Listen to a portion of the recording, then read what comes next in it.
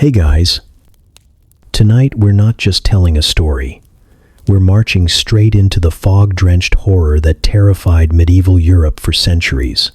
A ghost army. You've probably heard the legends. Phantom knights, ghostly drums, banners fluttering in wind that doesn't exist. Sounds poetic, right? Like some misty bedtime tale wrapped in folklore? Let's clear that up. The people who told these stories weren't trying to entertain you. They were trying to warn you. Warn you that the battlefield didn't end when the war did. That some soldiers never stopped marching. And that if you were unlucky enough to see them, you were already part of the story. This is why you wouldn't survive a medieval ghost army. And by the end of tonight, you'll understand something the monks, the peasants, and even the priests already knew. Some things don't stay buried. And hey, if you'd like to help keep the lanterns lit while I dig up cursed battlefields and get psychologically dismantled by phantom cavalry, there's a Buy Me a Coffee link pinned in the comments. No pressure, but every cup helps keep me awake just long enough to document the next supernatural breakdown before the ghosts drag me off too. But before you get too cozy, take a second to like the video and subscribe. But only if you genuinely enjoy this strange little corner of quiet storytelling. And drop a comment with where you're listening from and what time it is for you. It's strangely comforting to know who else is drifting off with us around the world. Now get comfortable, let the day melt away, and we'll drift back together into the quiet corners of the past. Congratulations, you're already doomed. The first thing you notice is the cold. Not the normal kind of cold where you curse the lack of central heating and pile on another blanket. No, this is the kind of chill that feels alive, slipping through your skin and curling into your bones like it owns the place. You're lying in grass stiff with frost, staring at a night sky far darker than you're used to, no street lamps or neon hum to comfort you, just endless blackness punctured by cruel stars. You sit up, confused, your breath a pale cloud in the air, and that's when you realize where you are. This isn't the world you left behind. The smell of iron and rot carries on the breeze. The ground is uneven beneath you, as if the earth itself is hiding wounds, and a broken spear juts out of the dirt like a jagged tooth. Somewhere nearby, something metallic clinks softly, rhythmically, like armor brushing against armor. You're not in a cozy ghost story, you're in a nightmare history forgot to sugarcoat. In the Middle Ages, people believed battlefields were never truly silent. Too many men died screaming in the mud, clutching at arrows, or drowning in their own blood for the land to ever forget. Priests preached about souls stuck in purgatory, unable to find rest, wandering the earth in endless penance. Villagers swore they saw troops of shadowy soldiers marching by moonlight, banners of smoke unfurling against the sky. Monks scribbled accounts of spectral cavalry whose horses left no hoofprints, entire armies of the dead locked in combat no living eye could stop. It wasn't just one or two unlucky spirits floating around. It was whole regiments, dead men who refused to lie quietly in their shallow graves. And unfortunately for you, you've just stumbled into their territory at exactly the wrong hour. You tell yourself it can't be real. Maybe it's just the fog rolling in. Maybe the clinking sound is nothing more than the wind dragging a loose chain across a ruined cart. But then you hear it again, louder, closer. The cadence of footsteps, dozens of them, moving in perfect unison. A drumbeat follows, faint but steady, the rhythm of war echoing across centuries. No one's holding the drum. No one's alive to beat it. Yet it pounds anyway, vibrating through the soil, through your chest, until your heartbeat tries to match it. The darkness in front of you ripples, bends, and suddenly you're staring at shapes that shouldn't exist. Lines of soldiers, armored silhouettes shimmering with a pale light, faces hidden by helmets, or perhaps nothing at all. Their eyes glow faintly, but not the gentle glow of a storybook ghost. More like embers from a dying fire, smoldering with rage that refuses to burn out. You want to run, but your legs feel nailed to the ground. Welcome to the haunted battlefield, where the dead march on as if their orders never ended, as if death itself was just a minor inconvenience. You can't scream. You can't even breathe properly, because every exhale feels like someone else is inhaling it, like the cold air is being stolen straight out of your lungs by something unseen. You remember all those cheesy horror movies where people shout at ghosts to move on to the light. That won't work here. These soldiers aren't lost. They know exactly where they are, and they're not going anywhere. For them, the war never ended. Every clash of sword, every scream, every desperate prayer has been etched into this land like a scar. You're not a witness. You're a trespasser. The ghostly army keeps coming, their armor clattering like dry bones rattled in a wooden chest, banners tattered and whipping soundlessly in the wind. You tell yourself they can't touch you. They're just visions, smoke, and memory stitched together by fear. But then one turns its head. Its eyes meet yours. The temperature drops so suddenly, you swear the marrow in your bones freezes solid. You realize these aren't harmless apparitions doomed to replay their last moments. They see you. They know you're here. And here's the cruelest part. In your modern world, you have the luxury of disbelief. You can laugh off a creaking door or dismiss a cold shiver as bad plumbing. But in medieval Europe, this was reality. The chronicles are filled with accounts of phantom hosts trampling over hillsides, whole towns waking in terror to the sound of invisible armies marching past. These weren't bedtime stories told to scare children. They were warnings, proof that the dead did not always rest, and that sometimes the battlefield never released its grip on those who fell there. Priests might tell you it's purgatory, that you should pray harder. Soldiers might say it's a sign of an upcoming war. But standing here, alone in the darkness, you know the truth. You've walked into a place where history refuses to die. You clutch at the nearest thing that might be a weapon, a jagged branch snapped from a dead tree, though what you plan to do with it against an army of spirits is beyond reason. It doesn't matter. It gives your shaking hands something to hold, something to pretend with, because the truth is, you are defenseless. Ghosts don't bleed. They don't tire. They don't stop.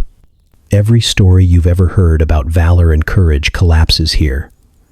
In the face of a medieval ghost army, your bravery is just noise for them to march over. The first ranks pass through you like a winter gale, cold slicing through flesh and bone. You gasp, but no sound comes out. The world tilts, your vision clouding, as if the army is carrying part of you away with them. You stumble, knees buckling, the broken spear in the dirt scraping against your hand. And as you look up through the haze, you see the endless lines stretching into the horizon, thousands of them, each step pounding like a funeral drumbeat. This isn't a haunting you can escape by leaving the house lights on. There's no priest waiting with holy water. There's no chance of outrunning them. Because once the ghost army has seen you, you're part of the story now. A living figure trapped in their endless march, a reminder that the line between the living and the dead was never as thick as you thought. So, welcome to the haunted battlefield. You've been drafted, not by choice, not by loyalty, but by accident of time and terror. The only comfort you get, if you can call it that, is knowing you're not alone. Countless others before you stood on this ground felt that same icy grip and realized too late that death doesn't always mean rest. For the soldiers of the ghost army, the war never ended. And now, thanks to your bad luck, neither will yours. The Middle Ages were obsessed with restless spirits. To people then, death was never the clean break we like to imagine today. Priests warned that if a soul wasn't prayed for, if its sins hadn't been properly confessed, it would wander the earth in torment. Superstition and religion braided together into a worldview where the dead weren't tucked neatly away in some heavenly afterlife. They lingered, they prowled, they demanded attention. And nowhere was this more terrifyingly obvious than on a battlefield. Imagine it. Thousands of men cut down in one brutal clash, left sprawled across mud and grass, their final screams still clinging to the air. No proper burials, no candles, no prayers for safe passage. Just broken bodies left to rot in the open. If you believed in restless spirits, and everyone did, then a battlefield wasn't just a scar on the earth. It was a factory for ghosts, blood soaked into the soil until the ground itself felt cursed. Trauma hung thick in the air, passed on in whispers about how the sky darkened at unnatural hours or how the birds refused to land where armies had fallen. For the survivors, victory meant stumbling over heaps of corpses, watching comrades twitch their last, and begging God to forgive the carnage. For the villagers nearby, it meant the harvest season came with the stench of death drifting over their fields. No one wanted to live near a place where too many had died at once. Those fields became liminal spaces, borderlands where the dead supposedly slipped free of their graves at night and took to the roads again. If a battlefield was a scar, then the ghosts were the infection that followed. Accounts from the time weren't casual fireside tales. They were written by monks, chroniclers, and terrified locals who genuinely believed what they saw. Entire columns of ghostly knights were said to ride by moonlight, horses snorting mist that smelled of sulfur. Peasants swore they heard clashing steel in the dead of night long after the armies were gone. Sometimes the ghosts weren't even content to stay on their field of death. Travelers reported encountering phantom soldiers marching down country roads, weapons gleaming though no light touched them. Shields battered from wars, no living man remembered. A monk in 12th century England claimed he saw a host of the dead trudging through the night, blood dripping from their armor as if they had just left the battlefield moments ago. His warning was blunt. To hear them was bad enough, but to see them was worse. And if they noticed you, it was already too late. You tell yourself these are just stories, desperate imaginations trying to make sense of grief. But standing here, you feel the weight of those old warnings. Fog has begun to roll across the field, low and heavy, the kind that swallows sound and blurs the edges of the world. At first it seems harmless, just a trick of the weather, but then it thickens, weaving itself into shapes that look less like mist and more like the outlines of men. You blink hard, trying to convince yourself it's nothing, but the shapes don't go away. They grow taller, sharper, until the fog itself seems to wear helmets and carry pikes. The silence becomes unbearable, stretched thin like a string ready to snap, and then it breaks, replaced by the hollow echo of boots striking earth in perfect rhythm. The stories said you'd hear them before you saw them. A low rumble, like distant thunder, but steady, deliberate. Now that rumble vibrates in your chest, pulling you deeper into the fog. Your instincts scream at you to turn back, but your feet keep moving, each step muffled by the damp grass. The mist curls around your legs like it wants to keep you. It clings to your clothes, damp, sticky, colder than it should be. And somewhere in that fog, a voice calls out in a language you don't recognize. It's not meant for you. It's a command, the bark of a captain whose lungs have been dust for centuries, and yet his army still listens. The marching grows louder, shadows shift closer. You can almost make out faces now, pale and stretched, eyes glowing faint like coals hidden under ash. They don't look at you, not yet, as they continue their eternal march. Shields hang from spectral arms, notched and scarred from battles long lost to time. Their armor is dented, some of it still pierced with the weapons that killed them. Horses emerge from the fog too, gaunt and skeletal, their hooves making no sound even as they pound the ground in unison. It is the ghost army, restless, endless, summoned again not by magic spells but by the weight of their deaths. This is why medieval people feared the battlefield, not because of the blood spilled, but because they believed the ground itself remembered and refused to let go. You stumble backward, but the fog moves with you. It curls around your throat, icy and damp, and suddenly you understand why villagers locked their doors and barred their windows at night, whispering prayers under their breath, as the sound of phantom soldiers rolled past. To see them was to risk being caught in their ranks, dragged into their death march with no hope of release. And you're standing here, no walls to protect you, no candles lit to ward off the dark, just your breathing, ragged and uneven, against the steady thunder of the dead. The stories weren't exaggerations. They weren't myths. You are living proof that the battlefield is never empty, that the dead aren't done with their war. And as the fog thickens until you can barely see your own hands, you realize there is nowhere left to run. The summoning has already begun, and you are trapped inside it. The first thing you notice is the sound. It doesn't arrive all at once, but creeps in from the edges of silence, the way a storm does when you're too far away to see the clouds, but close enough to feel the pressure shift.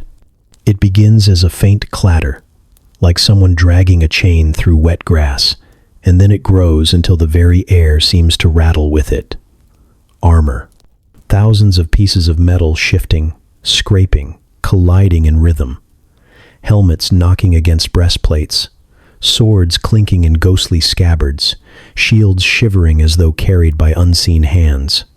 You cover your ears, but it's no use. The sound doesn't pass through your head like normal noise.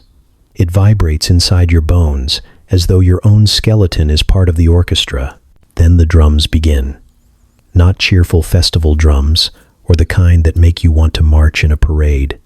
These are deep, hollow, and cruel. Each beat feels like it's struck against the inside of your chest, and with every strike the fog in front of you shifts, pulling itself upward like curtains drawn back for a show you never bought tickets to. You see faint shapes, lines of men that don't walk so much as flicker forward, as if the world can't decide if they're here or not, yet their banners are unmistakable. Tatters of cloth hang limply in the mist, some so shredded you can't make out the colors, others smeared with stains that look far too much like old blood. The fabric snaps in a wind that doesn't touch your skin, and for a moment you realize you're standing in the middle of an army that hasn't existed for hundreds of years. There are no friendly introductions. They don't nod at you. They don't pause to ask what year it is, or whether you might fetch them a priest to say mass for their souls. They scream. It erupts all at once, an inhuman chorus of shrieks that curdle the air. These are not the shouts of living men rallying to fight, but the final broken cries of soldiers dying on muddy fields. Some are high-pitched, cracking with fear, others guttural, torn from throats ripped by steel. You flinch as if the sound is striking you physically, as though your own flesh remembers battles you've never fought. For the medieval peasants who swore they heard armies marching long after the war had ended, this was proof enough that the dead weren't resting. They were trapped, replaying their agony forever. You'd like to think this is some modern exaggeration, the product of horror films and campfire tales, but reports of spectral armies go back centuries. In Britain, people spoke of the wild hunt, ghostly riders thundering across the sky, hunting the souls of the unwary. In Germany, chronicles describe the Totenheer, the army of the dead, columns of spirits trudging through valleys at night, their hollow eyes glowing faintly in the darkness. And in Scandinavia, sagas told of the Draugr, corpses that refused to stay buried, clanking their rusted armor as they terrorized entire villages. To the people who lived then, these weren't stories meant to entertain. They were warnings. Don't wander too close to the old battlefield. Don't stay out when the mist rises. Don't listen for the drums, because once you hear them, you're already part of the march. The closer they draw, the more impossible details you begin to notice. Helmets with jagged rents where swords once struck, tunics still dark, with stains that should have dried centuries ago, skeletal fingers gripping weapons that glow faintly in the fog. One rider passes near you, His horse a gaunt shadow of bones draped in phantom hide, its hooves leaving no mark on the earth. The rider's jaw hangs open, and though no lungs remain inside his chest, his scream bursts through the mist all the same, raw and endless. Another soldier stumbles forward with arrows jutting from his ribs, still clutching the shaft of one, as though trying to pull it free even in death. None of them look at you directly, but you feel the weight of their presence all the same, as if you've been marked simply by standing in their path. You tell yourself that if this happened today, someone would just snap a picture, post it online, and call it proof. But in this moment, the idea is absurd. There's no phone in your hand, no filter that could possibly capture the suffocating horror of it. Still think you'd run up for a selfie? Maybe strike a pose with the guy whose jawbone is dangling off by a tendon? Go ahead, but don't expect to upload it anywhere. The only thing you'd be uploading is yourself into their ranks. One step too close, one glance held too long, and you're no longer a spectator, you're a recruit. The mist thickens again, rolling over your shoes, rising past your knees, until you're not sure where your body ends and their phantom forms begin. The banners sway above you, the drums pound louder, and the screaming never stops. Every sound seems to fold in on itself, past and present, bleeding together, until you realize this is what people meant when they warned of ghost armies. They weren't just telling stories about the dead. They were warning you that if you're foolish enough to linger, to watch, to listen, you might never walk away. The army isn't passing through. It's growing. And tonight, it's looking at you. You've managed to survive the first sight of them. The flickering lines of phantom soldiers, the sound of drums pounding inside your ribcage, the shrieks that curdle the marrow of your bones. Somehow you haven't fainted, run blindly into the mist, or joined the chorus of the damned. Now you do the only thing that seems logical. You reach for your weapon. Maybe it's a rusty sword you found lying in a thatched hut. Maybe it's a bow strung so loosely it looks like a child's toy.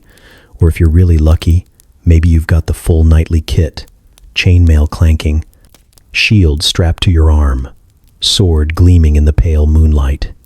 You think you're ready to fight. Congratulations. You're about to find out just how useless every single thing in your hands truly is. Let's start with the sword. Hollywood lied to you about swords. They are not magic wands of steel that solve every problem with a dramatic swoosh.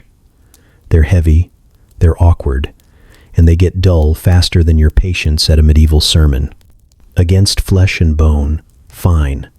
Sometimes effective, assuming you actually know which end goes where.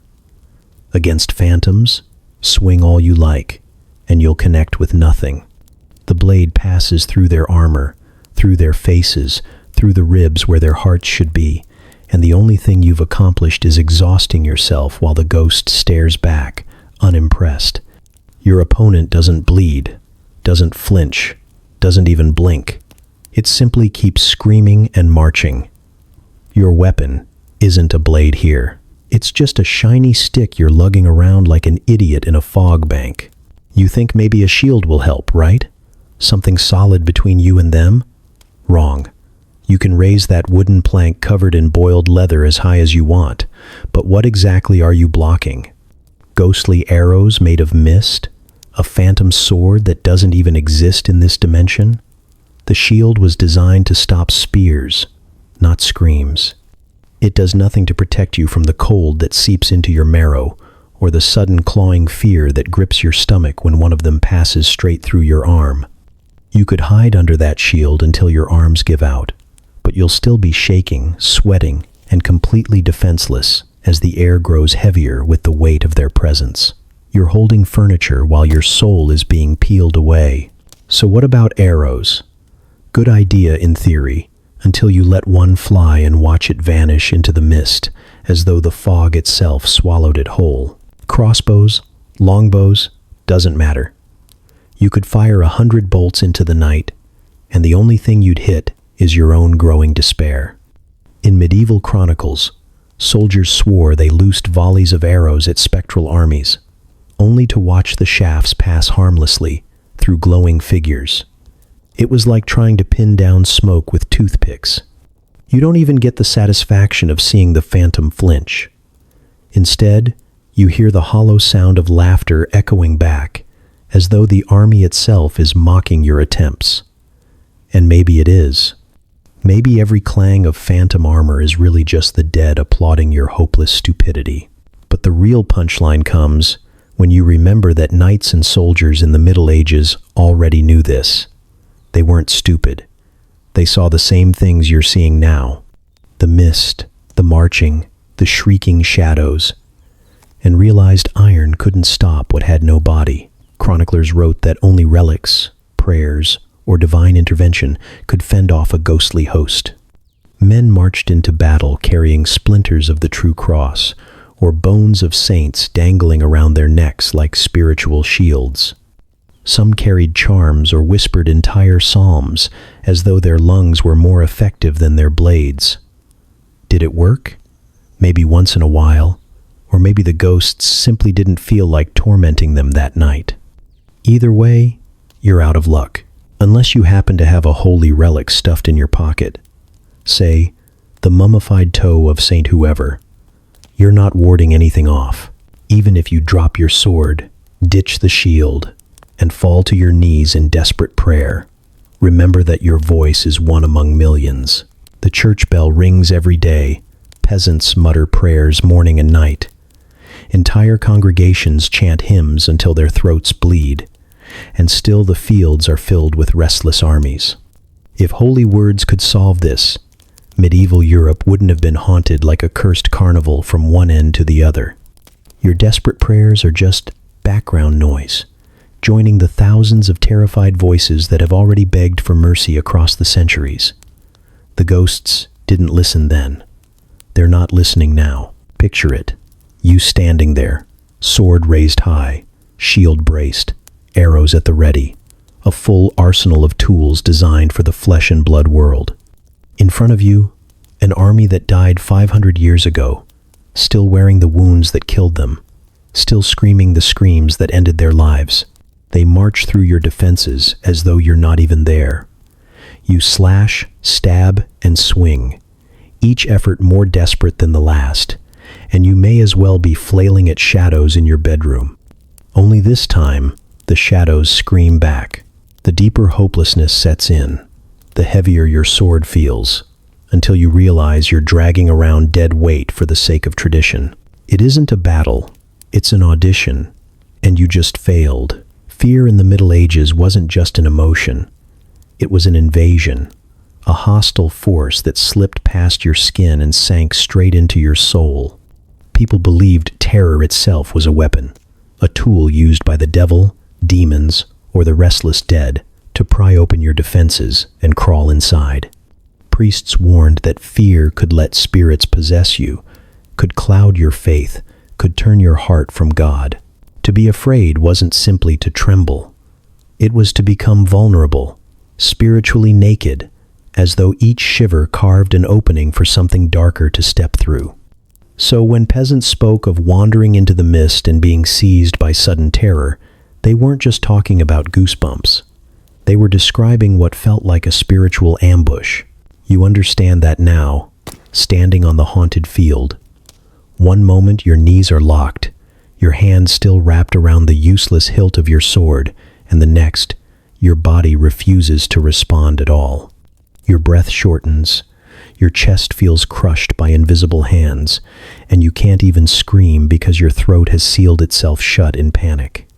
Cold seeps into you, not the kind of cold that comes from winter wind, but a deep marrow chill that starts at the spine and spreads outward. This is the infamous cold spot, the sure sign of a haunting described for centuries, and you're standing in one the size of a battlefield. Your teeth chatter even as your jaw clenches. The air presses so heavily on your skin, it feels like you've been buried alive, and that's when you realize you can't move at all. Paralysis was one of the most terrifying symptoms medieval people associated with ghosts. They didn't call it sleep paralysis back then. They called it the work of night demons, or worse, the dead pressing down on your chest. They told stories of men who woke in their huts unable to breathe, convinced a phantom was crouched on their ribs. They whispered about soldiers who froze in place on lonely roads, rooted to the ground until spectral figures marched past them. You'd like to think you're stronger, braver, more rational, but here you are, locked in the grip of invisible chains, while the phantom cavalry crests the hill. The first rider bursts through the mist like a nightmare made solid. You don't see his face, only a hollow blur beneath the rim of a battered helmet. But the horse he rides is skeletal and massive, ribs like iron bars, hooves pounding with no sound yet shaking the ground beneath you. He charges straight for you, and every instinct screams to duck, to dive, to roll out of the way, but your legs betray you. You stand there like a scarecrow nailed to a post, helpless, as he rides directly through your body. The sensation is indescribable, a freezing wind that tears the warmth from your lungs, a hollowing ache that feels like pieces of you are being scraped away with every second. It leaves you gasping, trembling, and unsure if your heart is still beating the way it's supposed to. The rider doesn't pause, doesn't even acknowledge you, and somehow that's worse. You weren't an enemy, you weren't even prey, you were furniture in his way. The next wave follows, line after line of cavalry sweeping through you like waves of ice water. Each pass leaves you colder, weaker, more detached from your own body, as though you're slowly becoming one of them. Your fingers twitch but refuse to grip. Your legs wobble but don't run. Your vision tunnels until all you see are pale figures rushing through the mist and banners flapping in wind that doesn't exist. You want to believe this isn't real, that you're simply paralyzed with fear, but medieval people knew better. They believed terror itself was the haunting, that when the dead entered your body, they did it through panic, through the shaking in your knees, through the desperate prayers you couldn't quite finish before your tongue tied itself in knots. You realize, too late, that they were right. Fear isn't just happening to you, it's consuming you, hollowing you out. Your skin is damp with sweat, but beneath the chainmail, it's worse. You've lost all control of your bladder. Congratulations. You've just peed yourself in plate armor. Hope you enjoy sloshing around in your own shame, because nothing says fearless warrior quite like wet wool chafing under steel. Somewhere in the back of your mind, the rational part of you knows this is the body's response, a primal reflex triggered by the terror flooding every nerve. But here, in the fog, it feels like something else. Like the ghost riders took a piece of your dignity as payment for letting you stand at all. As the charge passes, you drop to your knees, unable to hold yourself upright. Your breath rattles as though you've aged 50 years in the span of a few minutes. And you think about how many times this scene must have played out for real medieval people. Farmers trudging home after dusk, who swore they heard horses on the road behind them. Soldiers stationed at watchtowers, who claimed entire phantom battalions marched below. Women who woke in the middle of the night with the weight of a rider pressing on their chests, unable to breathe until dawn. Fear wasn't just a reaction, it was proof, confirmation that the dead had passed close enough to touch. You want to tell yourself you'll recover, that soon your limbs will respond again, that you'll stagger back to the village, stinking of fear but alive. But you can't shake the deeper realization settling in. The fear doesn't leave. It lingers in your muscles, in your breath, in the space behind your eyes where the screaming still echoes. It's not just adrenaline, it's residue. You've been marked, claimed, half pulled across the line between the living and the dead. And now every time the wind rattles the shutters or the night grows too quiet, you'll hear phantom hooves again. You won't run, you won't scream, you'll freeze, because that's what they do to you. That's what fear means on a medieval battlefield. It isn't the beginning of survival. It's the first stage of surrender. Silence doesn't last long on a haunted battlefield. Just when you think you've survived the cold wave of riders passing through you, a new horror arrives, one not carried on hooves or banners, but on sound itself. At first, it's faint, like a whisper of wind rattling loose leaves. Then it grows, swelling into a noise so enormous, you can't understand how the night sky isn't splitting open from the pressure. You hear trumpets blaring, but they're not the noble fanfares of tournaments or coronations. These are jagged and hollow, like horns carved from bone and played by lungs that no longer breathe. Each note scrapes across your nerves, vibrating your teeth in their sockets, so unnatural it feels less like music and more like a wound carved directly into the air. Then come the drums. Not the steady, disciplined beat of marching armies, but a relentless pounding that rises and falls as though the earth itself has grown a heartbeat. The sound rolls through the ground under your knees, up through your spine, and into your skull, until your own pulse tries to match it. You can't tell if it's far away or right beside you.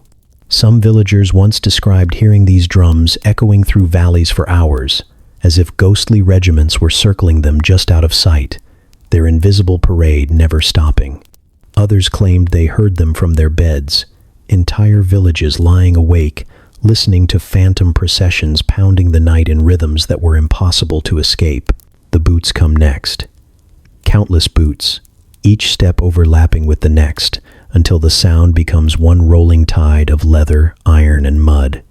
Except there's no mud here, and no soldiers you can see, only fog and the occasional flicker of torchlight that dissolves when you focus too hard. The noise is overwhelming, not around you but inside you.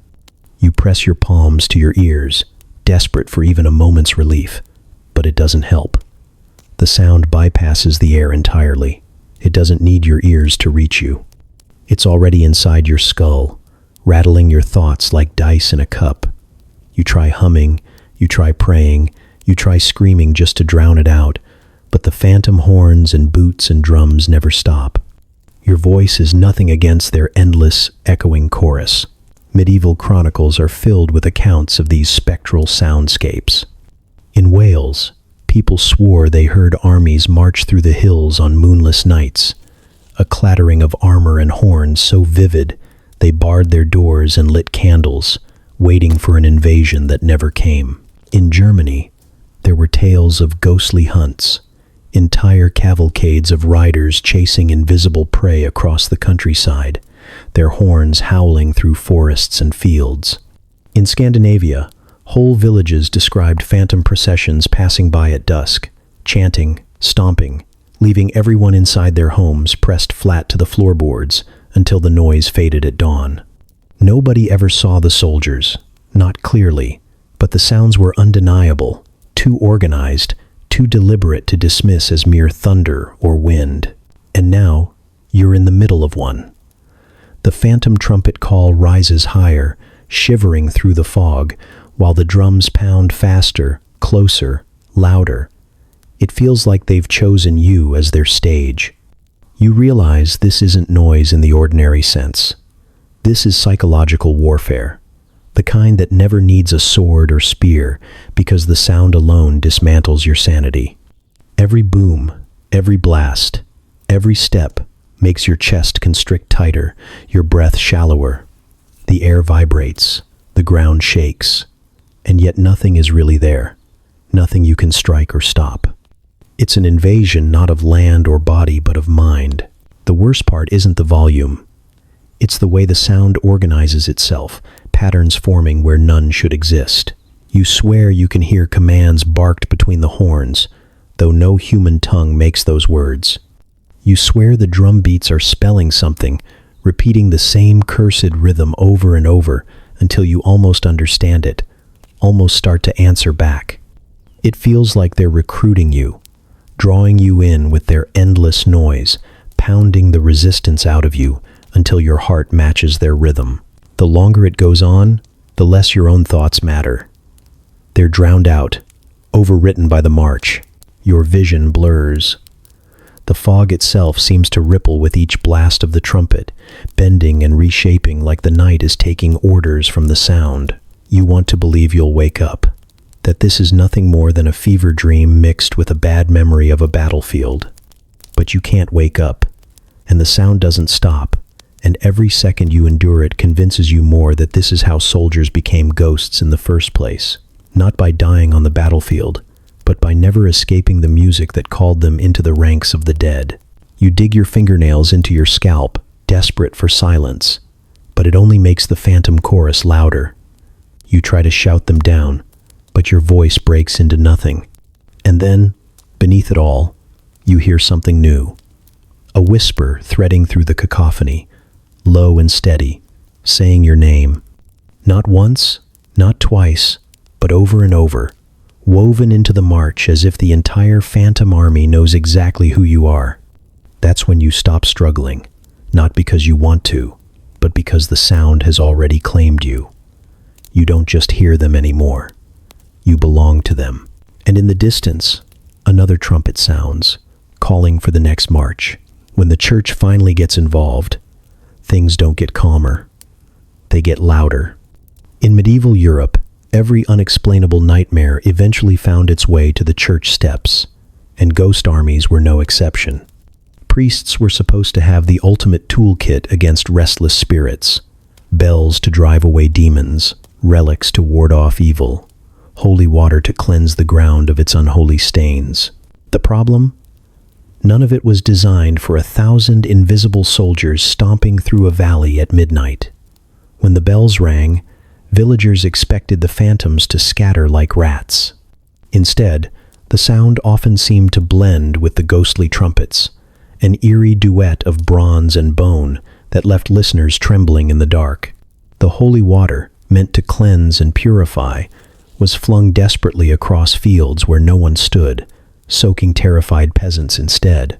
Spoiler alert: one bucket of blessed water does not drown 1,000 skeletons. The medieval obsession with exorcism rituals meant they threw everything at the problem. Entire processions would march to battle sites with incense swinging, psalms chanted, and crucifixes held high like spears. They weren't fighting men. They were fighting memories given shape, trauma that had crawled out of its grave to parade in front of them. Priests saw these armies as proof that purgatory wasn't locked up tight. Souls who should have been working off their sins quietly behind celestial walls had spilled into the mortal world. And now they were haunting the living with unfinished wars. To explain this to peasants, clergy painted images of purgatory like overcrowded inns at the crossroads. Too many souls, not enough space, so some spilled back down into the fields they died on, still carrying their weapons, still marching in their invisible ranks. The rituals to fix it were elaborate. Priests read entire litanies at dawn, knelt in mud at the edge of haunted forests, sprinkled salt in concentric circles while peasants held trembling candles. Relics were paraded out of locked chests and thrust at the fog. Saints' bones, scraps of robes, splinters of the true cross, each one believed powerful enough to tame the spectral masses. In some stories, the ground itself trembled, and the phantom horns grew quiet, as if the ghosts respected the relics enough to fall back for a moment. But the reprieve never lasted. The following night, the march would begin again, horns louder, drums heavier, boots unending. The ghosts didn't scatter, they adapted, and villagers quickly learned that rituals were less about banishing them and more about buying a few hours of silence. There are records from Germany where priests walked into battlefields at night, holding relics so holy they were said to heal the sick and cure madness. The villagers swore they heard the phantom army fall silent for a breathless moment, only for the drums to resume minutes later, louder than before. In Scandinavia, church bells were rung until their towers shook, the priests sweating as they pulled the ropes. The villagers claimed they heard the ghosts respond, not with retreat but with mocking horns echoing back, as if the dead were laughing at them. In Britain, monks in procession poured holy water across ruined abbey grounds, convinced they had washed away the phantom knights haunting the fields.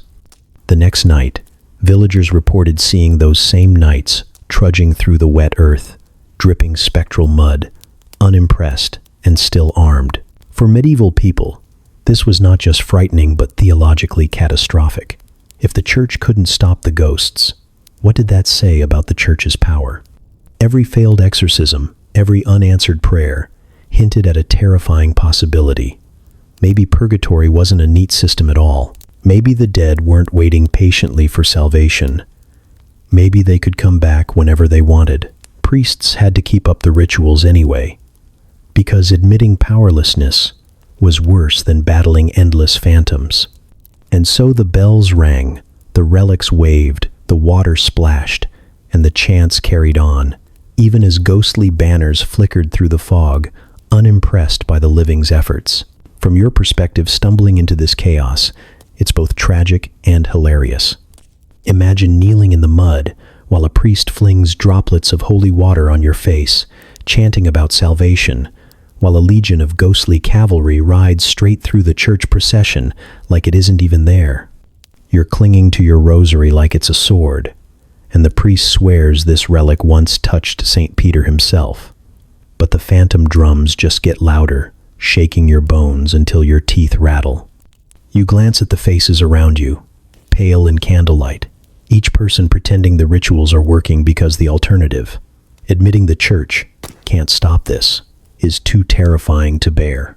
There's humor in the failure, but it's the kind of grim comedy you only laugh at because the alternative is crying. Holy water against ghost armies is like throwing a cup of tea at a hurricane. The relics, for all their revered history, are still just objects, and the phantoms don't seem to care. You can almost picture the invisible soldiers snickering as they march straight through the processions, unbothered by the bells and incense. The priests, sweating and clutching their relics, are just as terrified as the peasants, but they can't admit it. Instead, they double down, insisting the rituals worked even as the valley shakes with ghostly trumpets. And here you are, caught in the middle, soaked in holy water, ears ringing from bells and phantom horns colliding in an unholy duet, realizing that neither faith nor relic is going to save you. The church has entered the battlefield, but the ghosts never left. The rituals end, the priests retreat to their chapels, and the night grows quiet. For a moment, you think maybe it worked. Maybe the spirits are gone. Then the drums begin again, deep and relentless, and you understand the truth. The dead don't need permission. They march whether you bless the ground or not. The first mistake is thinking that ghost nights are the main problem. You see a spectral warrior, armor clanking without a body, and naturally you panic. Fair enough. But then, you hear it. The dull thunder rolling over the earth, even though the ground beneath your feet doesn't move. At first you think it's a storm, distant and harmless. But no, storms don't gallop. That rumble is hooves, endless hooves, pounding across soil and stone like drums beaten by invisible giants.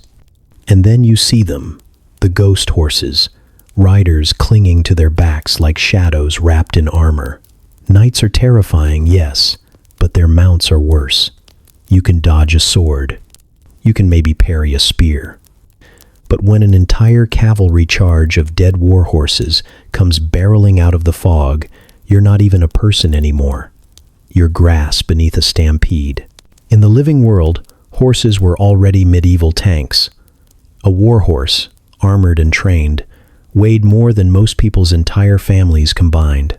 They trampled men into the mud, broke formations, and scattered armies that had no business standing against them. But these don't obey physics. Their hooves don't hit the ground, yet you still hear the impact deep inside your chest. They don't breathe, yet mist pours from their nostrils like smoke from a battlefield pyre. And when they charge, they don't aim for your bones. They aim for what's left of you that flesh can't protect. There are accounts across Europe of spectral cavalries known as the Wild Hunt, particularly in Norse and Germanic tradition. Entire hosts of riders tearing across the night sky, led by gods or demons, their ghostly horses shrieking like banshees. They weren't battles you could join or fight. They were storms of souls, sweeping through villages and forests, trampling anyone foolish enough to cross their path. The people who claimed to survive said the horses didn't leave bruises on skin or break bones. They crushed your spirit, leaving you hollow-eyed, drained, like someone who had drowned but kept walking. Seeing them wasn't an honor. It was a warning that you were already marked. In Britain, there were tales of demon riders sweeping across moors, their horses' eyes glowing like embers, their hooves never muddying the grass. In Scandinavia, hunters swore they had stumbled into valleys where hoofbeats echoed, but no animals appeared, only wind smelling of iron and rot. And in Germany, villagers nailed horseshoes to their doors not just to protect against bad luck, but to keep the phantom cavalry from dragging their souls out at night. The horse itself, more than the night, was considered the ultimate vehicle of terror, because if a rider dismounted, he was just a ghostly man. But the horse, even without its master, could still crush you, still run through you, and still drag your soul screaming into the march. Now imagine yourself standing in that fog-soaked field as the sound grows louder. You brace for the ground to shake, but it doesn't. Your instincts scream to dive out of the way, but there's no safe direction. Then they break through the mist. Dozens, maybe hundreds of war horses, each one larger than life, their translucent hides glowing faintly like moonlight on water. Riders cling to their backs, but you barely notice them. It's the eyes of the horses that freeze you. They're not eyes at all, just pits of cold fire. And when they look at you, it's like being seen by something that doesn't acknowledge you as alive. The charge begins, lances lowered, banners flapping in wind that doesn't exist, and you can't move. Your knees lock, your lungs seize, because some part of you knows what comes next isn't survival. When the first hooves strike, you feel it, not on your body, but in your chest, your skull, the marrow of your bones. It's as if the sound of impact has bypassed flesh entirely and gone straight for the soul. You crumple, but you don't die. Oh, if only it were that easy. Instead, the horses pass through you, each set of hooves dragging some unseen weight out of you, like threads pulled from a garment. Every second the stampede lasts, you feel thinner, less anchored, more hollow. The riders scream in voices that are not voices at all, but the echo of dying men, a chorus of agony you can't block out, even if you cover your ears. By the time the last rider clears you, you're left gasping, clutching yourself, as though holding your body together will stop the emptiness spreading inside. Medieval people believed this was what made ghost cavalry truly terrifying. They didn't kill the body, at least not always. They killed the will. Survivors described waking up days later, their faces aged, their eyes vacant, unable to work or speak without trembling. They were shells, drained by phantom hooves. In some villages, those who claimed to have been trampled by the wild hunt were avoided like plague victims, believed to carry the taint of the other world. You don't get sympathy. You get silence, stares, and prayers whispered behind your back. There's no sword swing that matters here. You could be armed to the teeth, encased in shining plate, and it wouldn't slow the charge. Your armor is useless against hooves that don't touch dirt. Your shield is laughable when the impact rattles the essence inside you. You could close your eyes and scream, but the noise is inside your head, rattling like chains dragged across your thoughts. And when you stagger upright, thinking the charge has ended, the silence that follows is somehow worse. Because now you know they can return at any time, and there is nothing you can build or carry to stop them. Still think you'd ride up for a selfie? Congratulations, you just got trampled by ghost horses, and you didn't even die, which is so much worse. You always imagine ghosts as ethereal and sterile, drifting through the world without leaving a trace. Hollywood has trained you to picture them in crisp white sheets or translucent blue glow, maybe a little cold air, and a rattling chain for dramatic effect. But medieval people knew better. They didn't think spirits smelled like ozone or candle smoke. They thought they stank. When you heard stories of armies rising from the graves, The first sign wasn't glowing eyes or phantom trumpets. It was the reek of rot. A wave of stench, sour and putrid, rolling across villages like a plague that had learned to walk. You didn't see them first. You smelled them, and that smell could make a hardened soldier vomit before a single sword was raised. Medieval Europe had no shortage of corpses. Wars were constant. Famines left bodies unburied. Plague pits overflowed with stacked flesh. Whole villages were sometimes abandoned, doors barred with the dead still inside. The air carried it all. Even in life, the odor of death was part of the landscape. But when people spoke of ghost armies, they described something worse. This wasn't just rot in the earth. It was rot given motion, carried on phantom breezes, clinging to your hair and clothes, as though the grave itself had wrapped its arms around you. Eyewitnesses swore the stench alone could drop a man to his knees, gagging, eyes watering, begging for air that wouldn't poison his lungs. You're standing on that battlefield, and it hits you like a slap. Not a faint whiff, but an overwhelming wall of odor that feels alive, crawling into your nostrils and coating your tongue. It's not one smell. It's layers. Sweetness of decomposing fruit. Acrid iron tang of blood that never dried. Wet, moldy wool left in the rain. Then the sour bite of stomach bile. Because your own body can't handle it and revolts instantly. You double over, gagging, your stomach heaving, while phantom footsteps echo in the fog. Congratulations, you've just vomited in your own helmet. And no, there's no Febreze to fix this. Just eau de corpse. The connection between ghost armies and plague pits wasn't lost on medieval minds. They believed restless spirits weren't simply born of battle, but of improper burial. A soul denied rest, tossed into mass graves without rites, would wander. And what better army to rise than the countless dead of pestilence and war, entire pits unearthed by memory, swelling with invisible ranks of the unshriven. Chronicles from Germany, France, and Britain describe villagers hearing boots on the road and catching the stench of putrefaction long before any apparition appeared. To them, it was proof that those who died violently or without holy rites could never leave. Their bodies might be ash, but their smell endured. Imagine the battlefield outside of Visby in 1361, where hundreds of peasants were slaughtered and hastily buried. Their corpses, when dug up centuries later, still wore mail shirts stiffened with blood.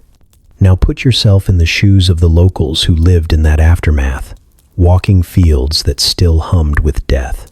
They whispered of ranks of ghostly fighters assembling at night, and the air thick with the unmistakable odor of mass decay. The earth could be silent, but the nose remembered. In England, plague pits were so numerous that people claimed the ground itself exhaled the dead, especially in foggy weather, as if disease had taken a second form. Priests warned that if you smelled the dead where none should be, it was not chance. It was an omen. You try to hold your breath, but it's useless. The stench doesn't just ride on the air, it crawls inside you. Covering your nose only traps it in your hands, clinging to your skin like smoke. You panic, gasping for fresh air, and that only pulls more of it into your lungs. The horror is that it doesn't fade. It lingers, coating your throat, seeping into your clothes, souring the sweat on your skin. You'll carry it with you long after the phantoms pass, a reminder etched into every inhale that you've been touched by the grave. Medieval people often describe the smell of ghosts as proof of their damnation. Saints and holy visions were said to arrive with fragrances, roses, incense, frankincense, myrrh. But demons and restless dead? Always rot. If your village reeked of death but no plague was present, then the explanation was simple.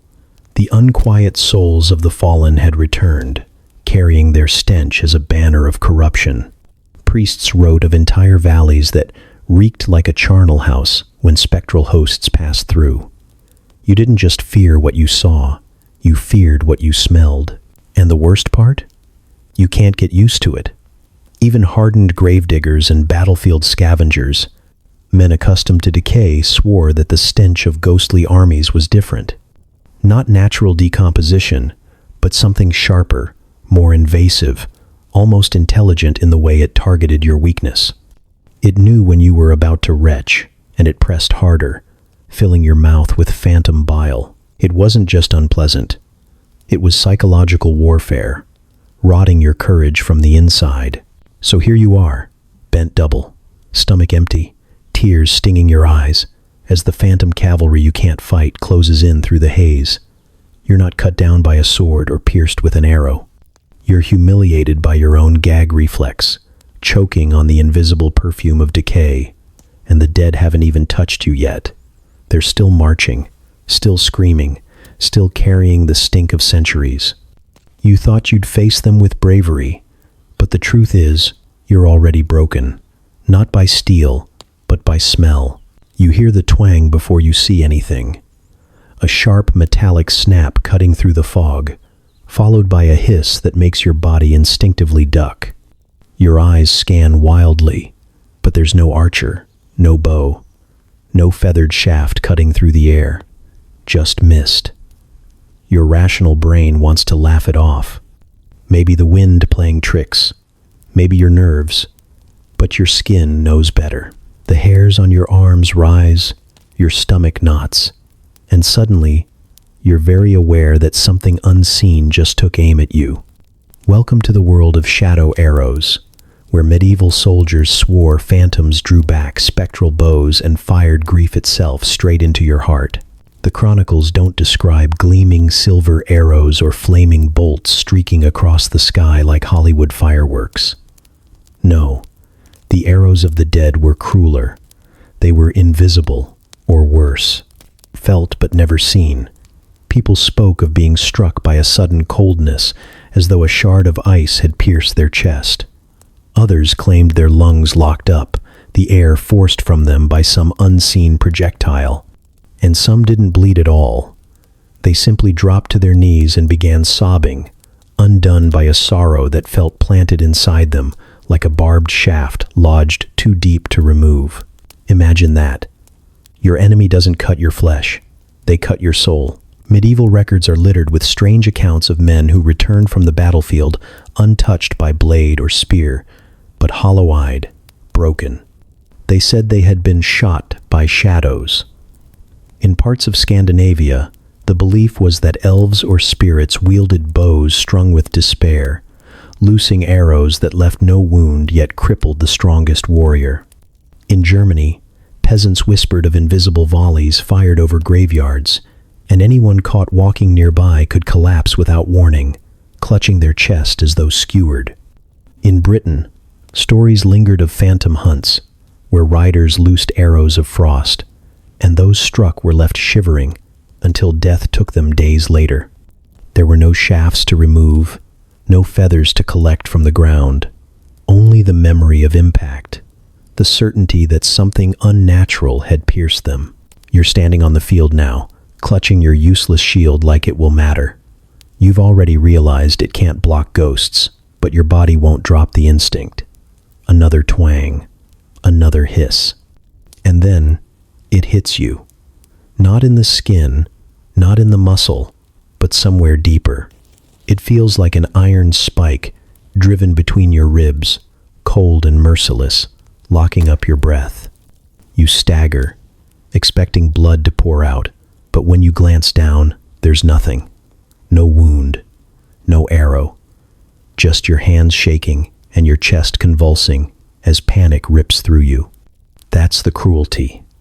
You don't die of injury.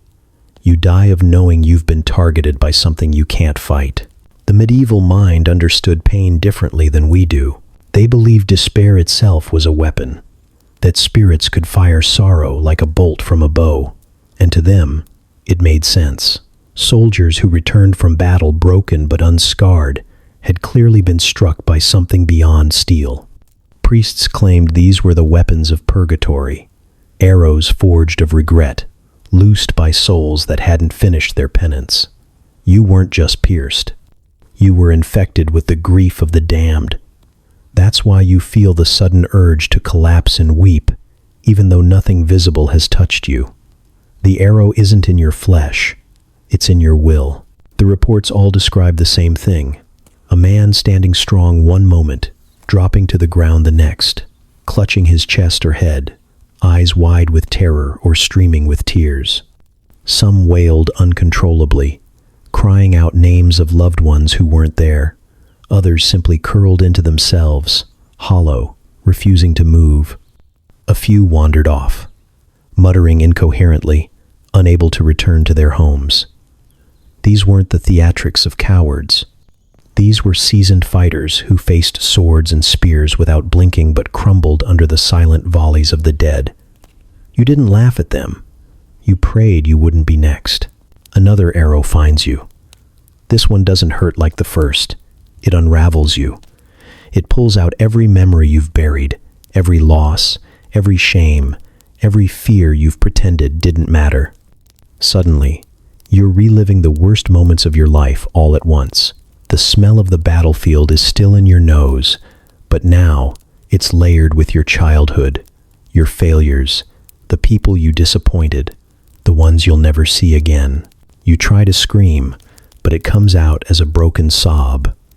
Congratulations, you've just been shot through the heart with despair itself, and your shiny steel breastplate did absolutely nothing. Humor doesn't save you either. Maybe you thought you'd crack a joke about ghost arrows. Maybe laugh and say, still better than being stabbed in the face. But when you're on your knees in the mud, your chest hollow and your hands trembling, there's no punchline left. Your bowels loosen, your armor clinks as you collapse, and the phantom ranks keep firing. You wanted a story about battle glory, but what you got was a demonstration in how hopeless it feels when even your emotions can be weaponized. The worst part isn't that you might die. It's that you won't. You'll survive, technically, but you'll be broken, marked by the invisible volley, carrying wounds no one can see. When you stumble back into your village, no one will understand why you can't sleep, why you shake at the sound of snapping twigs, why you burst into tears when you hear a church bell. You'll try to explain it, but words won't capture the sensation of being shot through the soul by shadows. You weren't just attacked, you were dismantled. So no, you wouldn't be dodging these arrows like Legolas in slow motion. You wouldn't scoop one out of the air and admire its craftsmanship. There's nothing to see, nothing to grab, nothing to fight. You just feel the hit, collapse in the mud, and realize that sometimes the dead don't need swords or horses or even hands. Sometimes all they need is despair, and they've got more of that than you could ever survive. The wind doesn't just rise, it howls. It tears through the trees with a voice that sounds too deliberate, too hungry to be ordinary weather. You tell yourself it's a storm, just a squall rolling in, nothing more.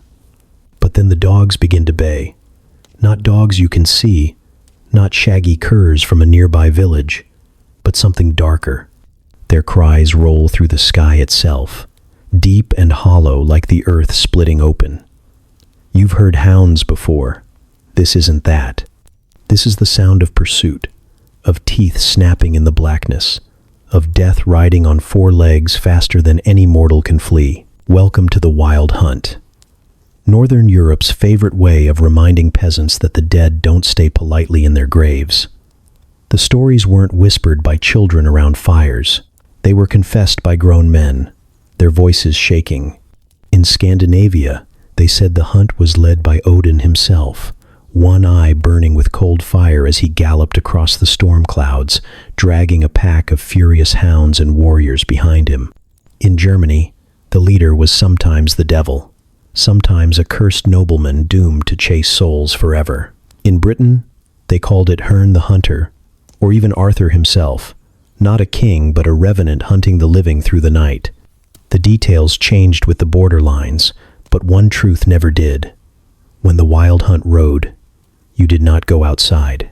Villagers swore the hunt came with storms, the thunder not just clouds colliding but hooves pounding across the heavens. The flashes of lightning weren't bolts, but glimpses of the rider's eyes burning in the dark. And the rain? That was just the atmosphere the hunt favored, a wet shroud to blur its passing. People would bar their doors, hide their children, and pray that the hunt would pass overhead without descending into the fields. But prayers were fragile things, and more often than not, someone went missing the morning after. No blood, no struggle, just gone. The explanation was simple. They had been swept up, taken by the wild hunt, carried into the storm to ride for eternity. You think maybe you can run. After all, storms pass. Maybe if you dive into the tree line, hug the mud, stay low, you'll slip beneath the hound's notice. That's when you hear it. The pounding of hooves that isn't on the ground at all. It's above you, around you, shaking the very air. A scream cuts through, not from any throat you've ever known, but from something that isn't flesh. It's a war cry torn from centuries of the dead, rattling the marrow of your bones. You drop lower, heart hammering, but the storm follows you. It isn't the kind you can outrun. It's the kind that notices you're afraid and grows louder because of it. Medieval chroniclers didn't mince words. They wrote about entire processions of the dead seen riding across valleys, horses blacker than coal, riders carrying banners made from human skin.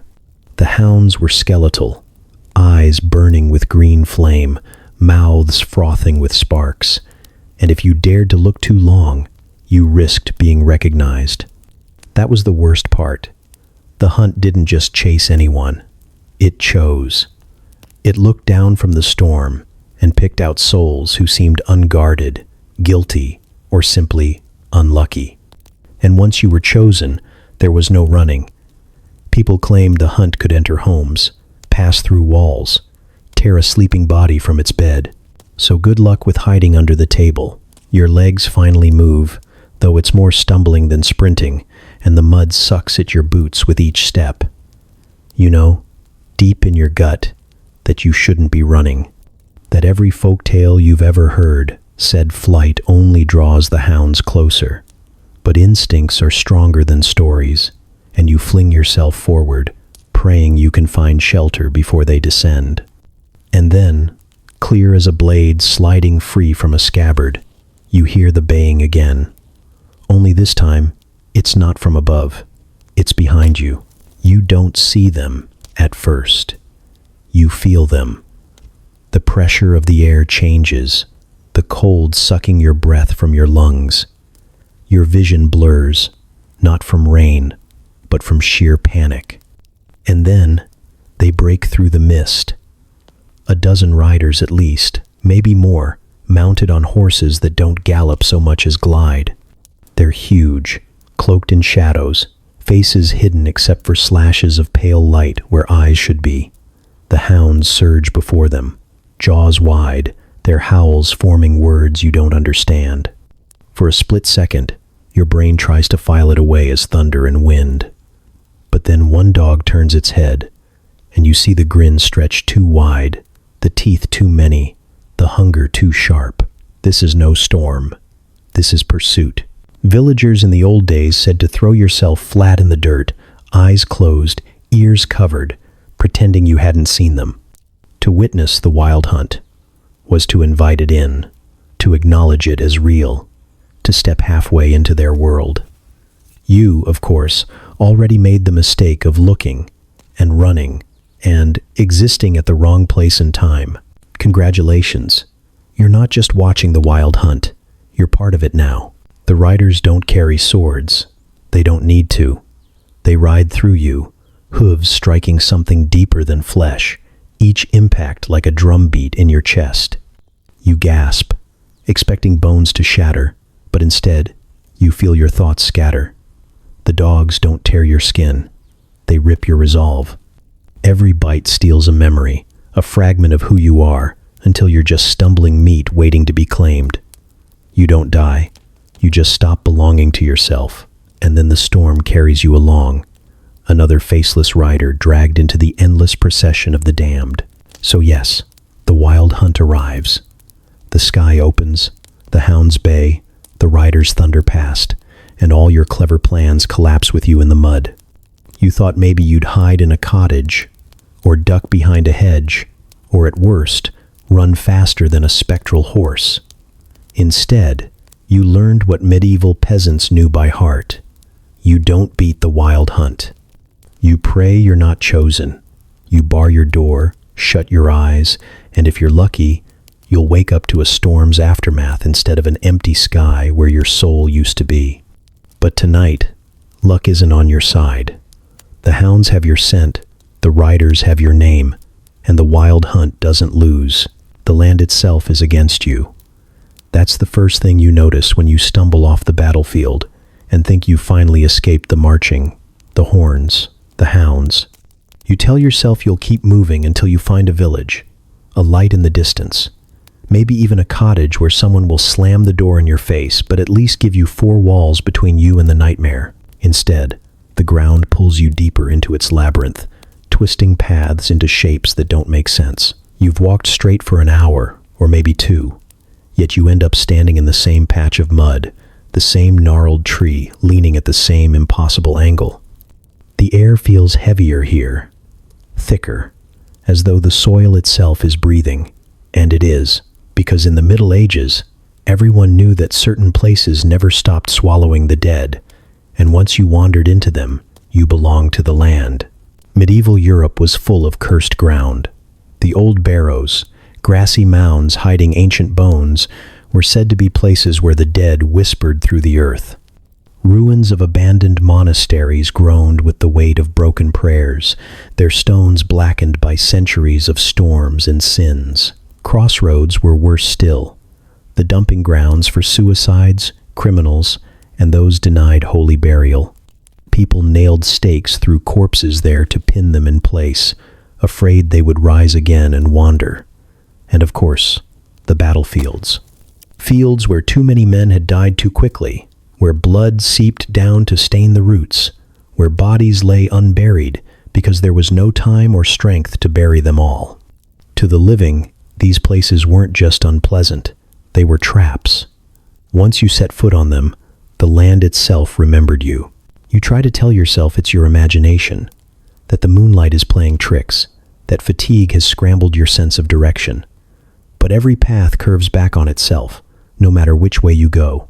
You wade through a patch of swampy ground, mud sucking at your boots with greedy slurps, only to find yourself back at the same skeletal tree, its branches clawing at the sky. You turn again, running harder, breath burning in your chest, until you crest a low rise and see the same battlefield below you, the mist still crawling across it like a living skin. You've been circling, trapped in a loop. The moor has no end, because the moor doesn't want to let you out. Peasants in the Middle Ages warned travelers never to cross such landscapes after dark. They believed the earth itself was bewitched, warped by the suffering it had witnessed. Men marched into wars and never returned, not because they fell to swords, but because they were swallowed by the cursed ground. Chroniclers wrote of soldiers who vanished into fog, their voices heard for days afterward, calling out from beneath the soil. Others spoke of roads that shifted, leading carts back to the same crossroads again and again, until dawn broke and the spell weakened. You didn't just get lost. You were being guided, herded like livestock into places you were never meant to survive. Every step you take now feels heavier, as though the mud has grown hands clawing at your ankles to drag you down. Your torch sputters and dies, even though the air isn't damp enough to snuff it out. The wind drops, but the grass still sways, whispering in directions you can't follow. You try to mark your trail by carving symbols into trees, but when you double back, the carvings are gone. Either the bark has healed, or the tree itself has shifted. It's then you realize that you're not walking on neutral ground. You're walking in memory, in a space claimed by the dead. The land is littered with scars you can't see until they reveal themselves. You stumble over a mound and realize it's not just earth. It's a collapsed barrow, the stones underneath shifting as though something inside is stirring. You find yourself at a crossroads where no road should exist. paths stretching in 4 directions, though you know you only came from one. The air here smells faintly of smoke and iron, as if the execution of some forgotten criminal still lingers centuries later.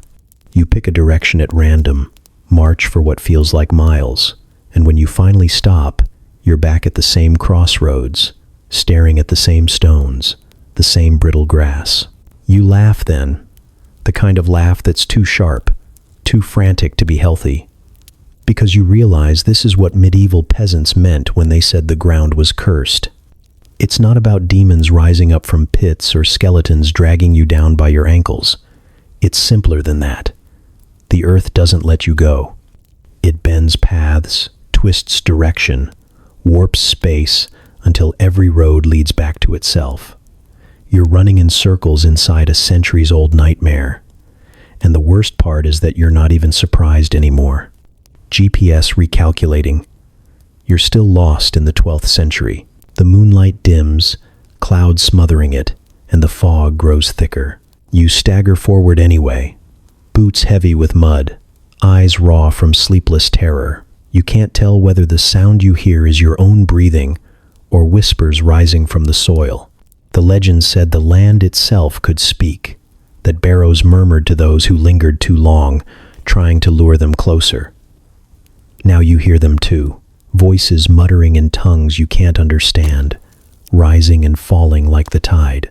Every step forward is another reminder that you're no longer walking on neutral terrain. You're trespassing in a graveyard the size of a country, and the awful truth begins to dawn on you. Maybe you never left the battlefield at all. Maybe the cursed terrain started there and has swallowed everything since.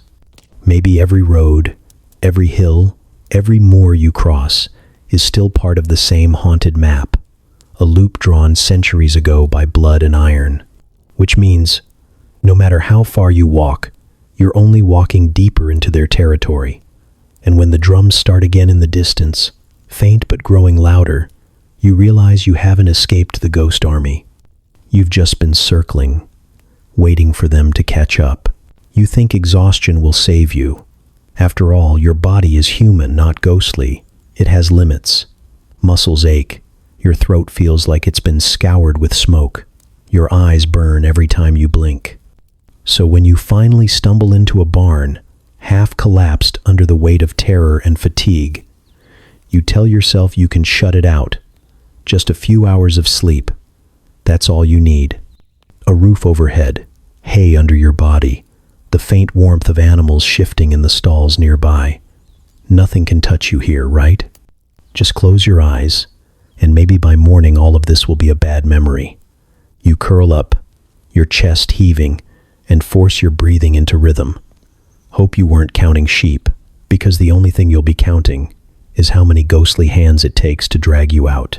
In the Middle Ages, people didn't think sleep was an escape. They thought it was the most dangerous time of all. You couldn't defend yourself while unconscious, and the veil between worlds was thinnest when your body went limp. They had no modern concept of sleep paralysis, no neat explanation about brains firing while muscles froze. To them, waking in the night with a weight pressing down on your chest meant one thing: something otherworldly was sitting on you. The mare in Nightmare wasn't a horse, it was a spirit, a hag, a demon, or the restless dead itself, crouching on your ribcage and squeezing the air from your lungs. Sleep wasn't a luxury, it was a risk. The peasants told stories of night marches too. Whole ghostly armies weren't confined to battlefields. They could spill into villages, parade through streets, and sometimes, if you were unlucky, rip the living straight from their beds to join them. People swore they heard boots on cobblestones long after midnight, the sound of phantom drums rattling their shutters. They buried themselves under blankets, convinced that if they so much as peeked, cold hands would seize them. A few swore they actually were taken, yanked from their homes and left miles away by dawn, dazed, broken, and weeping. No one doubted them, because everyone knew the truth. When the dead marched, walls weren't barriers. Sleep wasn't shelter. You don't know how long you're out before it happens. Minutes, maybe. The barn smells of straw and dust, but your body finally stops shaking and your eyelids sink. For the first time in what feels like centuries, you drift into darkness, and then it hits. A crushing weight slams into your chest, pinning you flat against the hay. Your eyes snap open, but your body refuses to move. Your arms won't lift, your legs won't twitch. Panic claws through you as you struggle to suck in air, but your lungs barely expand. You can't scream. You can't thrash. You can only lie there, staring up into the rafters as the shadows bend above you. Something is crouched on your chest.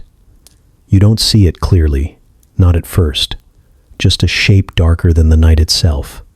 Edges crawling, shifting. Your heartbeat hammers so hard it feels like your ribs might crack, but the thing doesn't budge. Its face leans close, and though you can't make out features, you know it's staring, watching, deciding.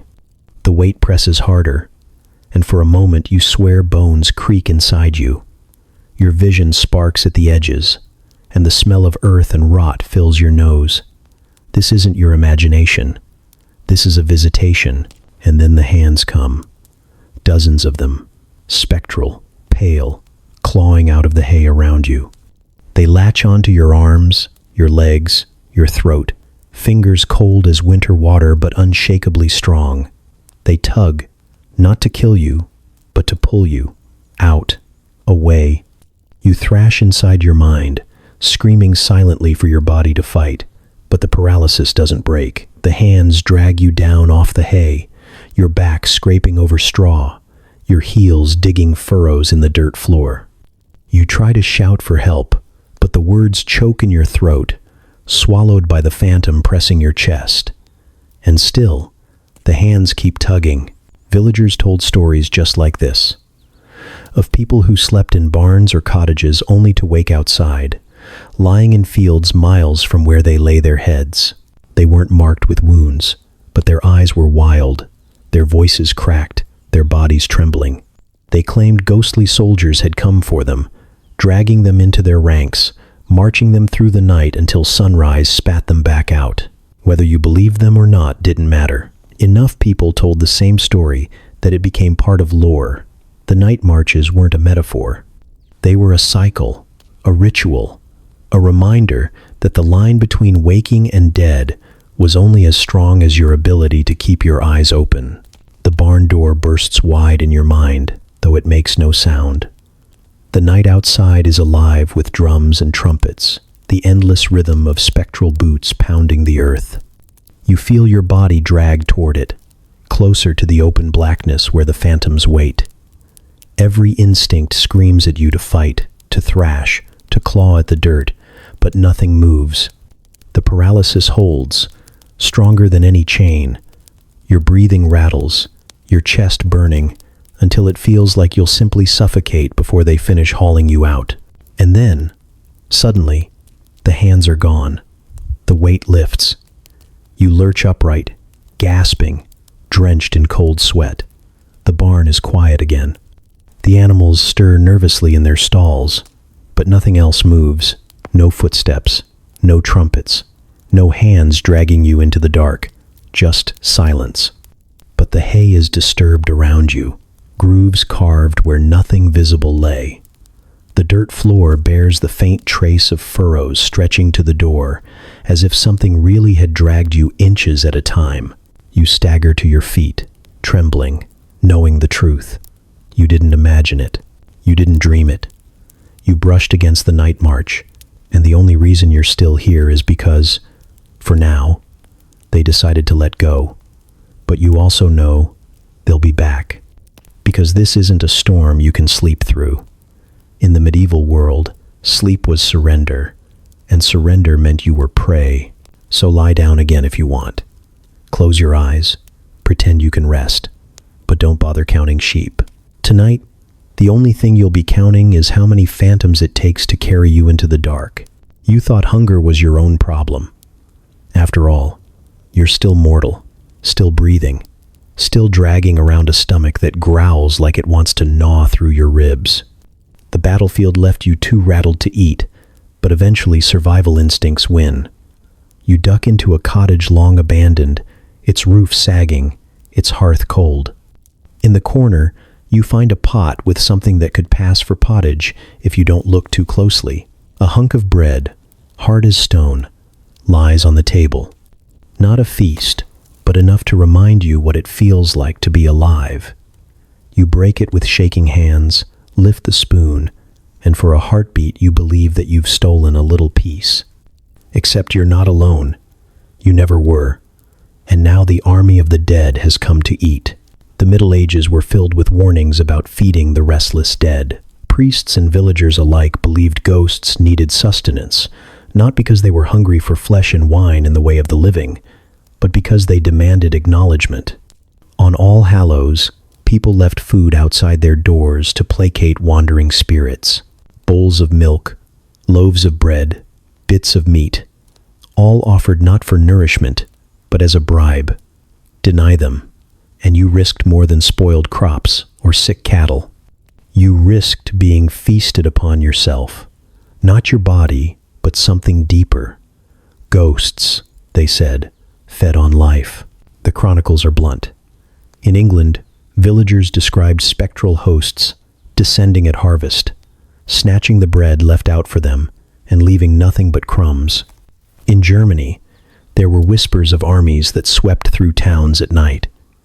And though the larders looked untouched come morning, the people inside woke pale, weak, and hollow-eyed, as if something had siphoned the marrow from their bones while they slept.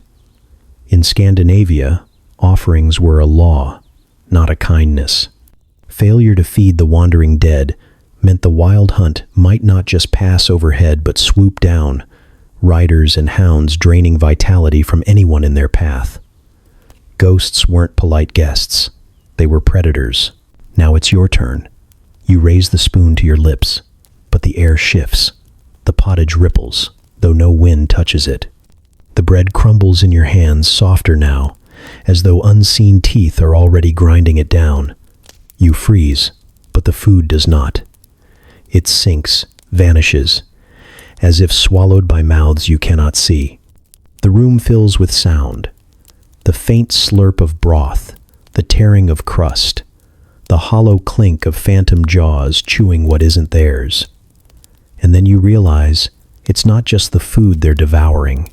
Your chest tightens, your limbs weaken. It feels like fasting, but accelerated 100-fold. Your stomach not emptying, but your soul. The warmth drains from your body, each heartbeat slower, lazier, like it no longer sees the point. You clutch the table for balance, but your fingers slip, too weak to grip. Something is eating, yes, but not with teeth. They're feeding on you, pulling life out in strands, leaving you less substantial with every passing second. You're the feast, the pottage, just an excuse. This was why medieval people feared dining alone in haunted places. They swore the dead gathered around tables at night, demanding to be served. Invisible hands reaching for bread, invisible mouths drinking ale. People who ignored the tradition often woke frail, drained, or dead. Their meals untouched, yet their bodies wasted. Some claimed to hear laughter in the darkness, ghostly banquets echoing through ruined halls where armies once feasted in life and continued to do so long after. These weren't the elegant banquets of noble ghosts. These were war bands, eating in violence, tearing and consuming not flesh but existence itself. You stagger back, but the food doesn't save you. It isn't yours anymore. Every breath feels thinner, as though each inhale leaves less of you behind. Your vision blurs, shapes bending in the corners of the room where nothing should stand. You hear clattering dishes, cups lifted and slammed down, the grunts of soldiers eating heartily after a day's slaughter. But the only thing on the menu is you. Your strength is siphoned, your skin clammy, your knees buckling. You collapse against the table, and the last thing you see before your vision tunnels is your own hand, fading, almost translucent, as though they've already started carving pieces off the inside of you. And then, as quickly as it began, it stops. The room is silent. The bread lies whole again, the pottage still steaming faintly, though you know you never lit a fire, but your body isn't the same. Your arms are weak, your breath shallow, and your reflection in a shard of broken pottery looks older, cheeks hollow, eyes sunken. You were consumed, just enough to leave you staggering, a reminder that your life isn't wholly yours anymore. The ghosts have had their share, and they'll be back when they're hungry again. So yes, you thought you could rest, eat, find comfort in the most basic of human rituals. But in the Middle Ages, even food was dangerous. You weren't breaking bread. You were serving it. And if you didn't have enough to go around, the dead simply took the next best thing. Your body, your spirit, your years. And there's no charm or relic that can save you once you've been added to their menu. Bon appétit. The march doesn't just echo in your ears anymore. It drags the hours out of you. At first you think you're imagining it, that the exhaustion and fear are twisting your sense of time. You stumble across the moor, fog curling low around your knees, and the phantom boots thunder in rhythm, endless, steady, impossible to measure. Your heartbeat tries to keep pace, then stumbles, then slows again. Somewhere in the distance, a rooster crows, and for a moment you feel relief. Dawn is coming. But when you glance at the sky, it's still night, the stars still hard and sharp above you. You wait for light, but none arrives. Medieval people believed ghosts weren't just echoes of the past. They were distortions of time itself. Step into their path, they said, and you weren't just in danger of losing your body. You were in danger of losing your place in the world. Folklore is filled with stories of villagers who vanished after following phantom processions. Some returned days later, swearing they'd been gone only an hour. Others returned centuries later, unchanged, stumbling into villages that no longer existed, where even the dialect was strange to their ears. And some never returned at all, swallowed permanently by the parade of the dead. The lesson was simple. Time does not belong to you once the ghost army arrives. You feel it now, the slippage. Every step you take feels heavier, not with fatigue but with years, like you're dragging whole decades behind you. The fog doesn't move with the wind.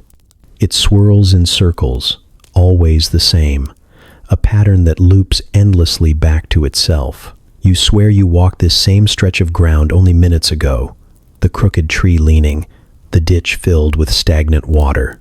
But when you kneel and touch the soil, the water is frozen solid, thick with ice. You blink, look again, and the ice is gone. The ditch is flooded with spring rain. Then you blink once more, and the ditch is dry, cracked with summer heat. The world is skipping like a broken song, and you are stuck inside the chorus.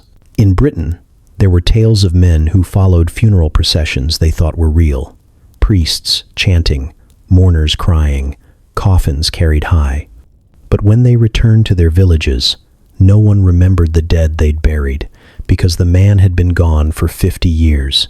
In Germany, farmers vanished after chasing phantom hunts, their bodies never aging, but their families long buried when they reappeared. In Scandinavia, whole groups of travelers swore they'd pass through a strange valley where the night stretched endlessly, the stars never moving, until they stumbled out into a world that had forgotten them. These weren't fables told to children. They were warnings told to adults who understood too well that time, when touched by the dead, could not be trusted. You crouch in the grass, clutching your knees, trying to convince yourself it's a trick of exhaustion. But then the march grows louder, the phantom boots shaking the ground, and the banners flicker through the mist. You squeeze your eyes shut for one breath, maybe two, and when you open them again, the barn you left behind is gone. In its place is a ruin, roof collapsed, stones black with moss. The field looks older too, the ditch is filled with weeds so tall they choke the path. You stagger to your feet, stumbling through it, only to see smoke in the distance. A village. Hope flares in your chest, but when you arrive, the houses are not the ones you remember. they're newer, stranger, built in styles you've never seen. And the people stare at you like a ghost, their voices carrying words that sound familiar but wrong, twisted by 100 years of change. The realization cuts deeper than any phantom arrow ever could. You haven't walked for hours. You've walked through centuries. The ghost army didn't kill you, didn't trample you, didn't tear out your soul. They simply carried you forward, like a current sweeping debris downstream. You are history now, displaced, irrelevant. The family you left behind, the people who might have mourned you, they're dust. Your name is meaningless, your story forgotten, and you've returned to a world that doesn't recognize you. This was the cruelest weapon of all, time itself.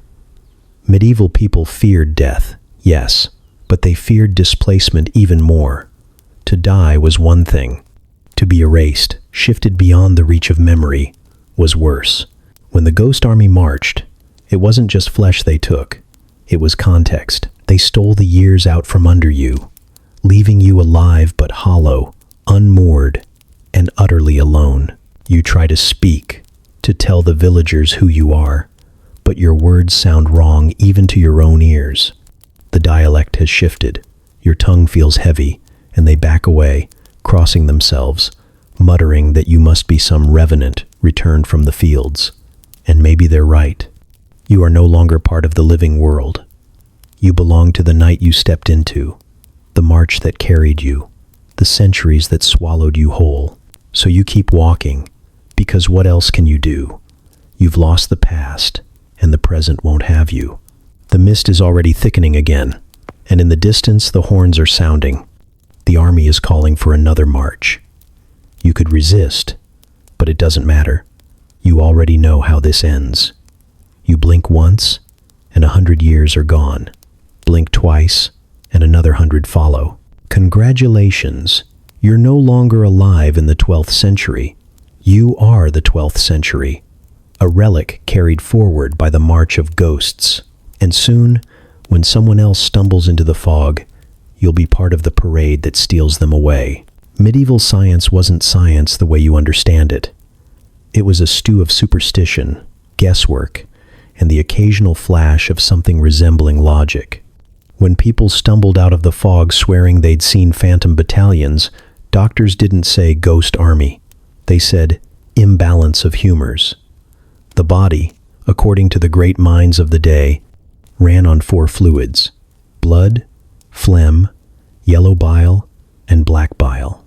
If you were seeing legions of the dead charging through your village, it wasn't because there were, in fact, legions of the dead charging through your village. It was because your black bile had gotten uppity. Too much melancholy vapor in your brain, obviously. This wasn't treated like a joke at the time.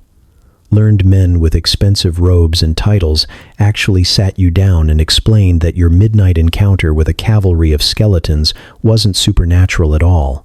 It was your humors rebelling. Black bile produced melancholia, they said, which clouded judgment and caused hallucinations.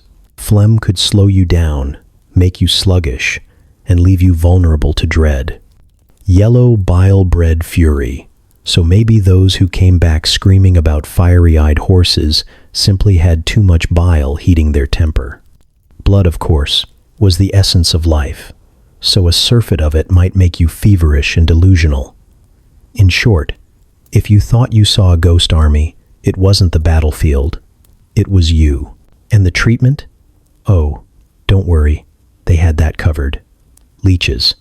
If you were overfull of blood, the solution was simple. Let some out. Imagine staggering back into your village, pale and broken, whispering about spectral archers firing invisible arrows into your chest. The local physician nods sagely, then proceeds to attach a handful of slimy worms to your arm until you're even weaker than before. Congratulations, you're now anemic and still haunted. Good luck bleeding out the poltergeist. Of course, humors weren't the only explanation. Astrology played its role. The stars, after all, dictated everything from your birth to your bowel movements. If ghost armies appeared in the valley, doctors might glance skyward and declare that Mars was in retrograde, or Saturn had aligned in a particularly gloomy house. One monk in the 12th century blamed spectral sightings on the eclipse of the moon, insisting the shadow disrupted the veil between the living and the dead. Another claimed comets drew spirits back to Earth in great herds, like celestial herdsmen driving cattle through the night sky.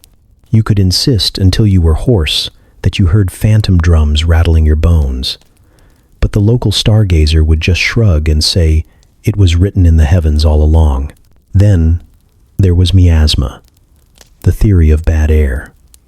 Physicians swore the Earth itself exhaled toxic vapors, especially from battlefields and plague pits.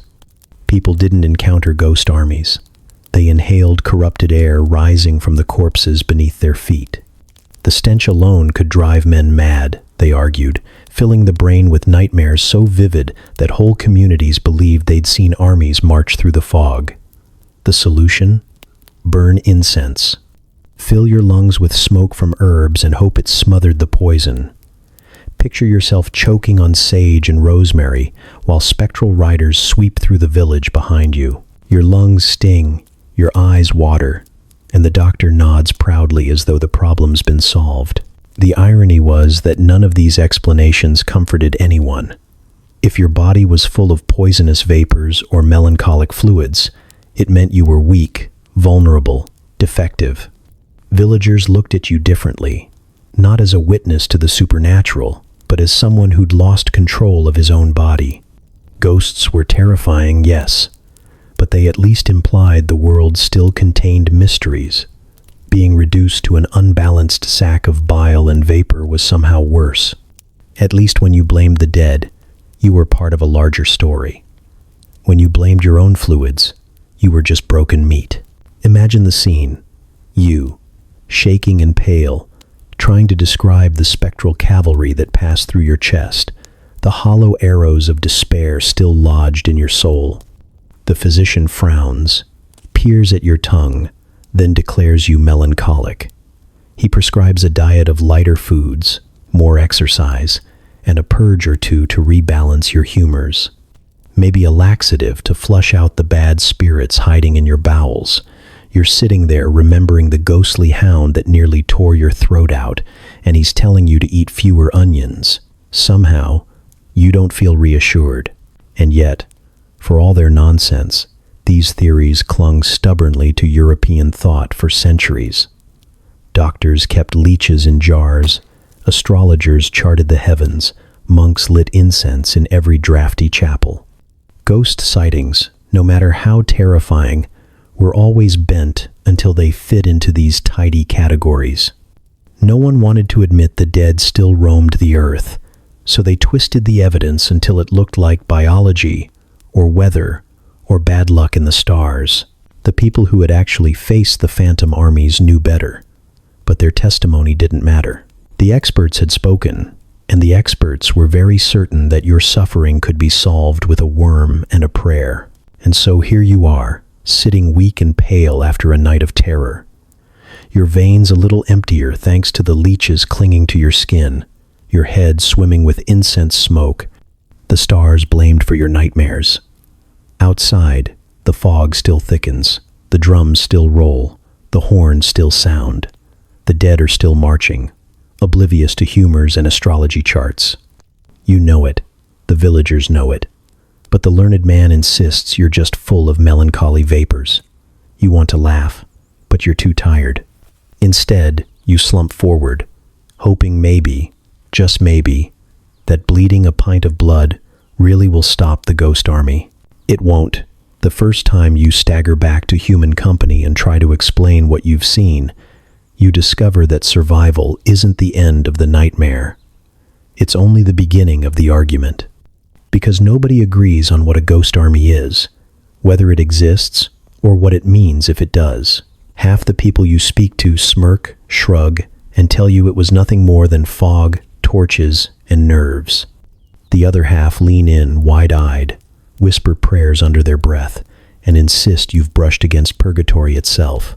And standing between them, exhausted and shaking, you realize you don't know who's worse, the skeptics or the believers. The skeptics are confident. They always are. To them, phantom armies are nothing but tricks of weather. Mist curling through valleys, torches flaring in distant fields, wind catching tree branches until they sound like drums. A traveler in the wrong place at the wrong hour sees movement in the haze, hears a noise in the gale, and his imagination does the rest. They sight storms rolling in with thunder like hooves and lightning like banners flashing in the night. They argue that battlefields stink of decay because bodies rot, not because the dead return. And if someone claims they lost time in the fog, or woke with their strength drained, the skeptics have answers for that too. Exhaustion, fainting spells, fevers, melancholy, all very tidy, all very rational. But their rationality comes with contempt. They don't just dismiss the ghosts, they dismiss you. You describe spectral arrows piercing your soul, and they laugh, pat your shoulder, and tell you to get more rest. You try to explain the sound of phantom trumpets rattling your skull, and they shake their heads, certain you were drunk or dreaming. In their eyes, you're not a survivor of horror, you're a fool. And that dismissal burns more deeply than you expect. Because after what you've endured, being told it never happened feels like a second haunting. This one delivered with smug smiles and raised eyebrows instead of iron hooves. Then there are the believers, and they're no comfort either. Monks copy down your words in thick chronicles, scribbling in Latin about the army of spirits you claim to have seen. They nod gravely, muttering about purgatory spilling into the mortal realm, about visions granted as warnings from God. They believe you instantly, perhaps too eagerly, because your terror confirms their worldview. They don't see you as a broken traveler, desperate for understanding. They see you as evidence, a living footnote for the sermons they've been itching to preach. When you mention the phantom riders, their eyes light up. When you describe being drained by unseen hands, they murmur that it was proof of the wages of sin. In their stories, your suffering becomes an allegory, your fear an object lesson, and somehow, that feels even worse than disbelief. The chronicles are littered with these tales. Monks in cloisters recorded phantom armies with the same seriousness they gave to eclipses and plagues. In Germany, entire abbeys kept records of spectral hunts sweeping across valleys. In Wales, priests documented the clashing of unseen swords echoing through the hills. Scandinavia's sagas didn't just mention them. They described them in detail. Riders thundering through clouds, hounds baying with fire in their jaws. Believers treated these accounts as sacred warnings, proof that the spiritual world was always pressing against the fragile walls of the living. To deny them was to deny faith itself. So there you stand, stuck between sneers and sermons. The skeptics insist you imagined it all, that you were duped by weather and nerves. The believers insist you saw a holy mystery, a glimpse into the machinery of heaven and hell. Both sides talk over you, neither actually listening. The skeptics make you feel like a child. The believers make you feel like a pawn. And neither side helps you sleep when you hear the ghostly drums again in the distance. You try to convince yourself that maybe the skeptics are right. Maybe it was fog and wind. Maybe your starved brain invented the hooves and the banners. But then you look at your reflection, see the hollow eyes, the drawn skin, the trembling hands. You feel the absence of something inside you, some warmth or spark that hasn't returned since the phantom army passed through you. That emptiness can't be chalked up to melancholy vapors. And so, reluctantly, you edge toward the believer's side. But that path isn't safe either. Because once you accept their version, you're not a man who survived the dead. You're a man marked by them. They tell you the march doesn't let go, that once you've seen the army, you're already part of its ranks, even if your body still walks the earth. Their faith makes your future sound like a death sentence dressed in liturgical Latin. In the end, you realize both sides are useless. The skeptics deny what you've seen. The believers exalt it until it no longer resembles the truth. Neither of them helps you. Not really. Neither of them explains how to stop the phantom horns from sounding again in your skull, how to breathe when you wake, pinned by invisible weight, how to walk across the moor without circling back into the same cursed fog. They argue about theories, write down testimonies, cite scripture, cite storms. Meanwhile, you're still here, still broken, still marked. So maybe the dead don't need swords or arrows to finish you. Maybe all they need are the living, bickering endlessly about what you saw, leaving you stranded in the middle with no anchor, no explanation, no hope. You can't decide who's worse, the deniers who laugh you into silence or the believers who preach you into doom. All you know is that the drums are still out there, and when they start again, no skeptic's logic or monk's sermon will matter. The march will come, and you'll be alone with it, exactly as before. You thought the ghost army was chaos, an accident of the dead spilling into the world. But then you start hearing how others talk about it, and suddenly chaos looks like politics in disguise. In the Middle Ages, nothing happened without meaning. A famine wasn't just bad harvest, it was God's rebuke. A comet wasn't just a chunk of rock burning in the sky, it was a fiery telegram from heaven. And an army of ghosts? That was no simple haunting. That was an omen, a message. And messages, in the hands of kings and priests, were weapons. Imagine the scene. A spectral host thunders across a valley. Villagers scatter in terror, and by morning the rumors spread like wildfire.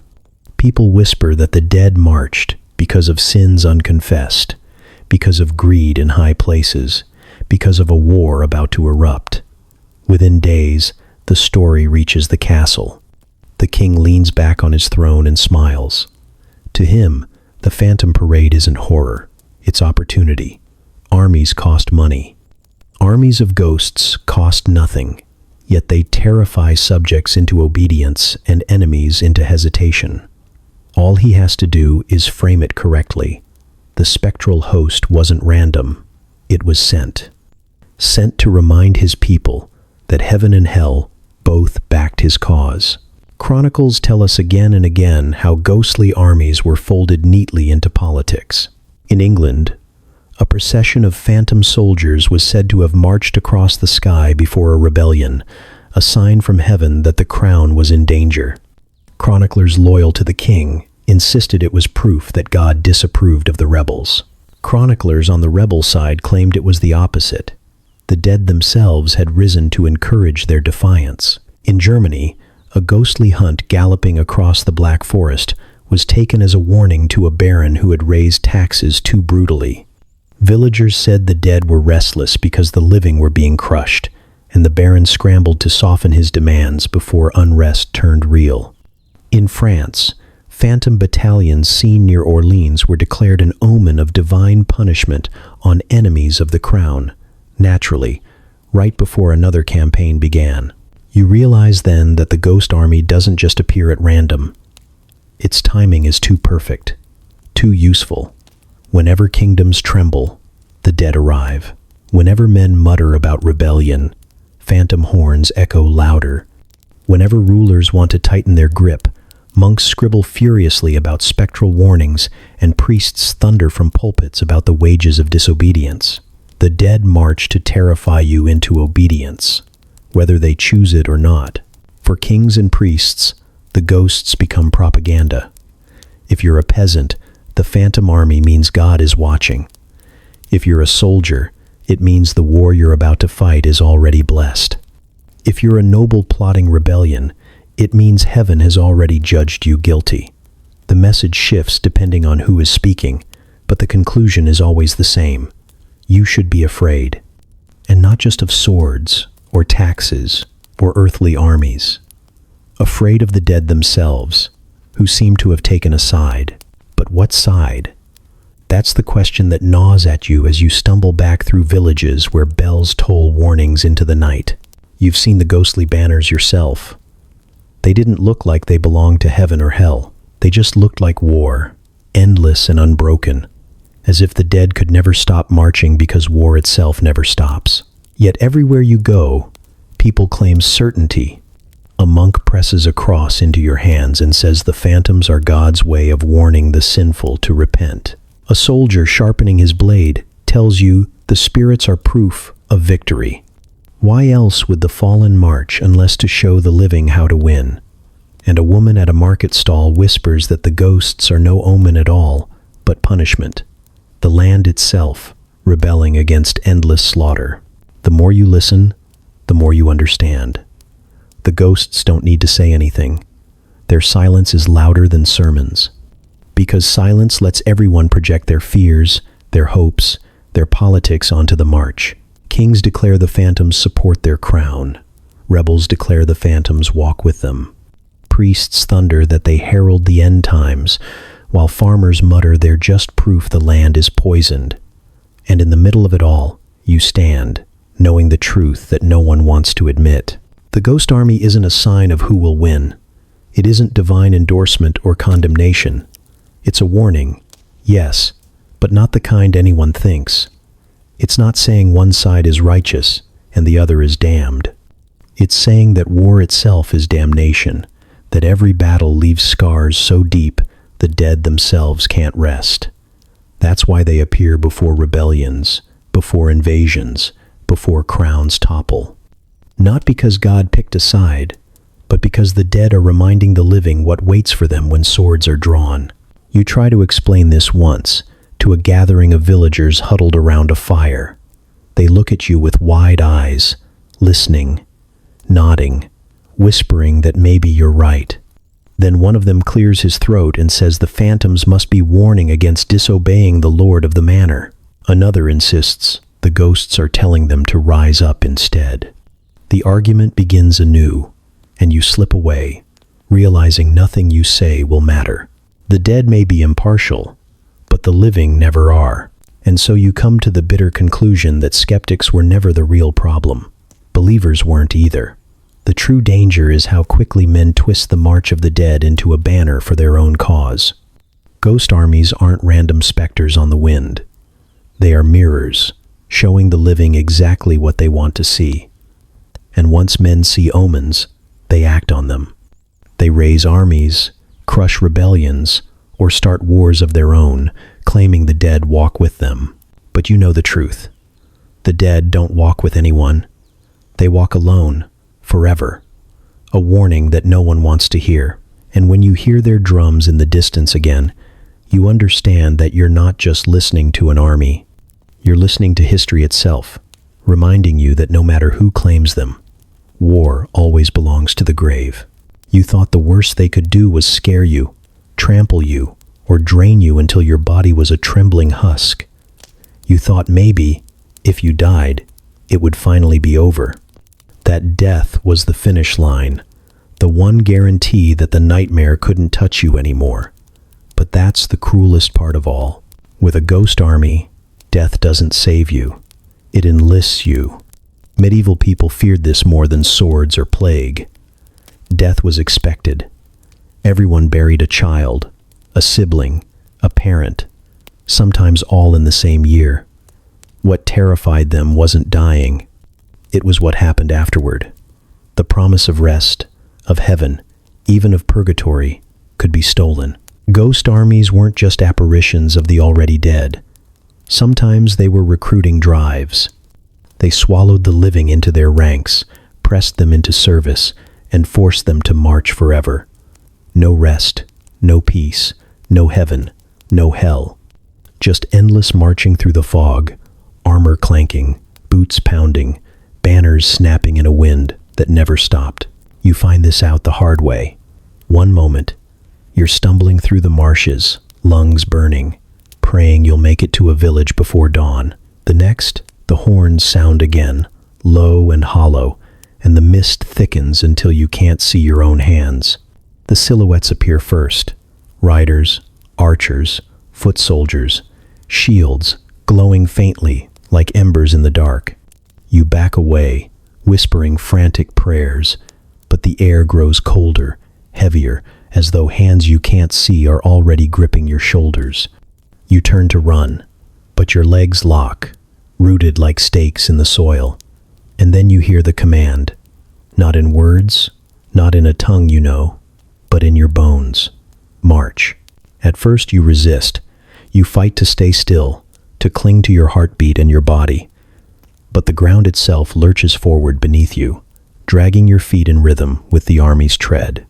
Step by step, you're pulled into the formation, shoulders brushing against soldiers who aren't solid, who shimmer like heat haze but still press against you with crushing weight.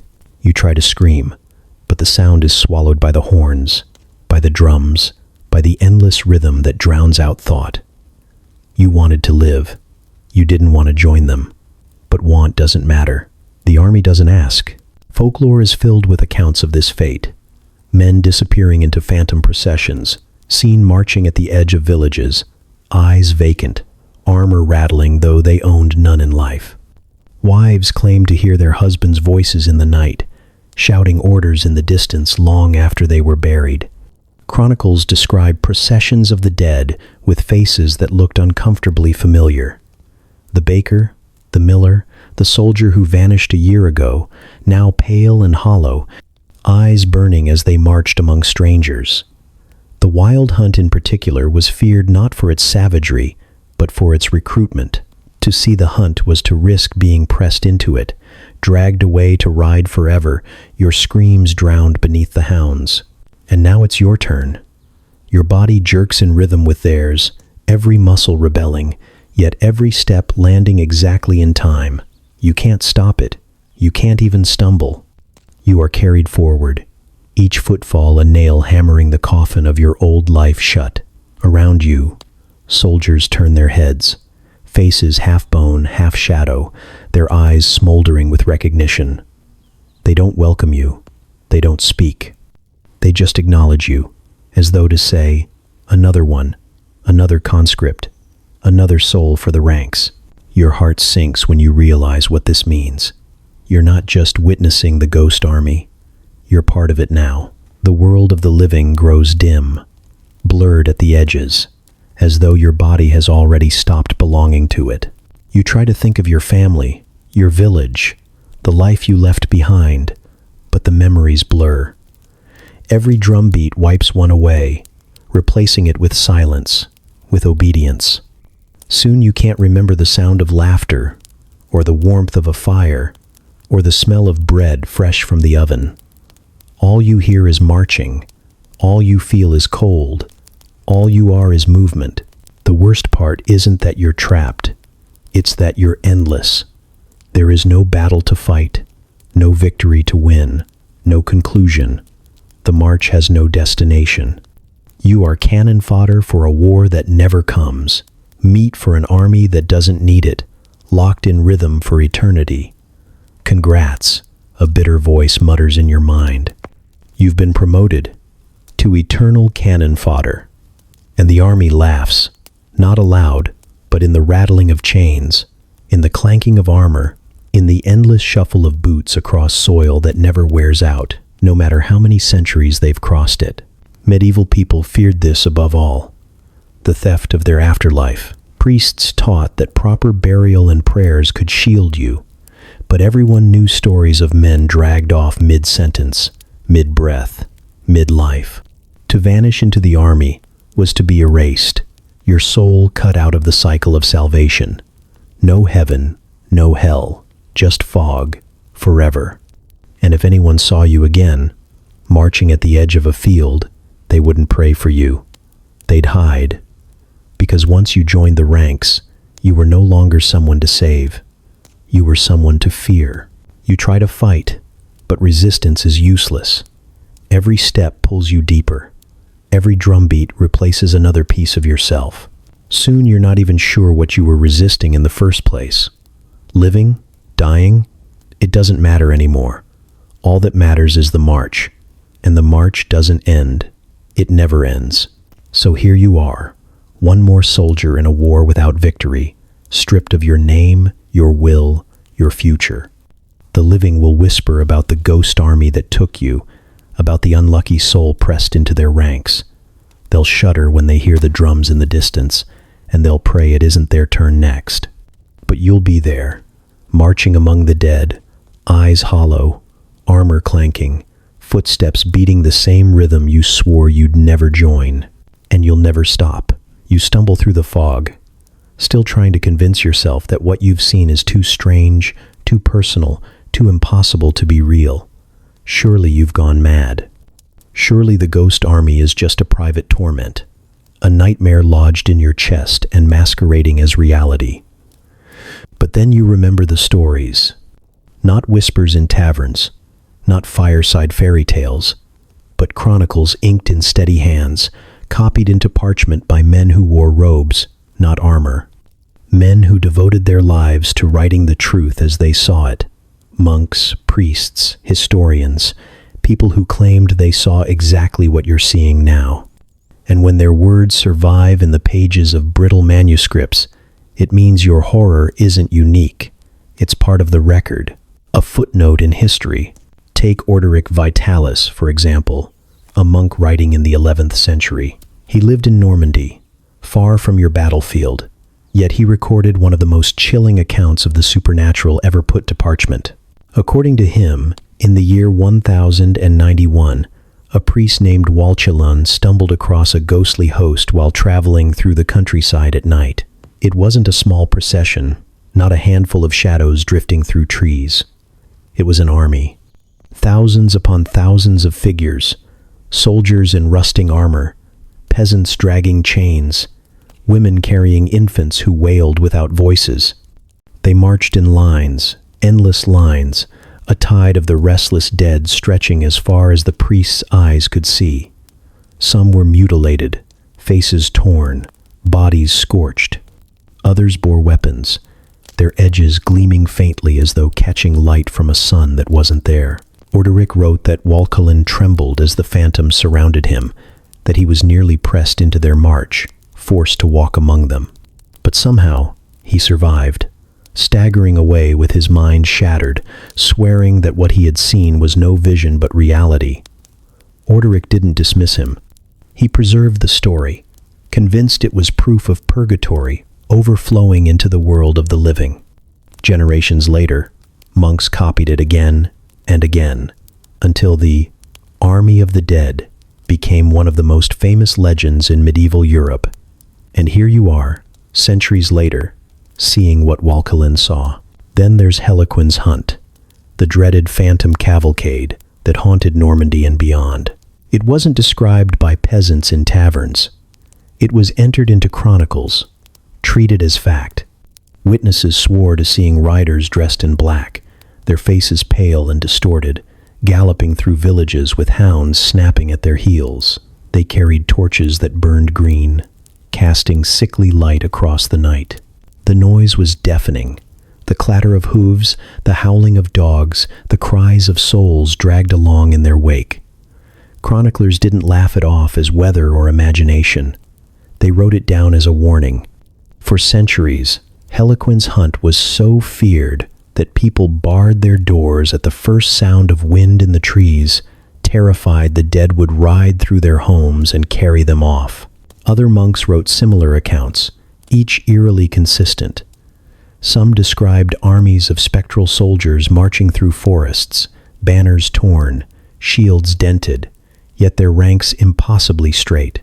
Others wrote of ghostly processions sweeping across hillsides, the air filled with screams, though no living throats produced them.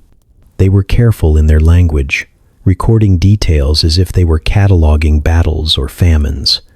To them, the phantom armies weren't myth. They were part of the world's ledger, an undeniable entry in the ongoing war between life and death. And now, as you drag your feet through the mud, exhausted and broken, you understand what those monks meant, because you're living the same story. The horns you've heard, the hoofbeats rattling your bones, the faces half-rotted and half-shadowed. They match what Walchelun saw, what Heliquin's riders embodied, what generations of chroniclers swore was real. The nightmare isn't private, it's public. It has always been public. Every age records it, every century finds its witnesses, and every witness believes they are alone until the parchment proves otherwise. You stop for a moment, chest heaving, and the thought presses down like another weight. You're not even original. Your terror, your suffering, your near destruction. It's all a repeat. Another line in the long text of horror. Somewhere, perhaps in a scriptorium, a monk will copy down your story the way Orderic copied Walchelin's. They'll dip their quill, scratch your fear into parchment, and file it under omens, under visions, under the endless cycle of the dead, reminding the living who really owns the night. You'll be a name, a date, a tremor preserved for others to read centuries from now. But that doesn't comfort you, because the chronicles don't end with survival. They end with warnings. Walchelin never escaped his encounter entirely. His mind was scarred, his nights restless, his soul marked. The witnesses of Heliquin's hunt often vanished, or else lived long enough to describe their encounters once before death claimed them anyway. The monks who saw phantom processions swore the visions meant war, famine, or divine judgment. The chronicles aren't just records, they're prophecies, each one whispering that the dead march, not because they can, but because they must. And you've joined their story now. Whether you like it or not, you are one of those witnesses, a fragile body who brushed against eternity and lived long enough to speak of it. Someday, someone might read of you the way you read of Walchelin. They'll shake their head, murmur about strange times, and move on. They won't feel the cold you felt, the despair that buckled your knees, the hands dragging you toward a march that has no end. You'll be nothing more than a footnote, flattened and preserved, and when the next person stumbles into the fog, they'll think they're alone, until their story becomes the next chapter in the same endless book. You glance up, the mist curling higher, and you hear the drums again. They sound exactly as the chronicles describe them. Endless, hollow, eternal. And now you know why. The army of the dead doesn't vanish. It just waits for the next scribe, the next victim, the next fool to step into its path.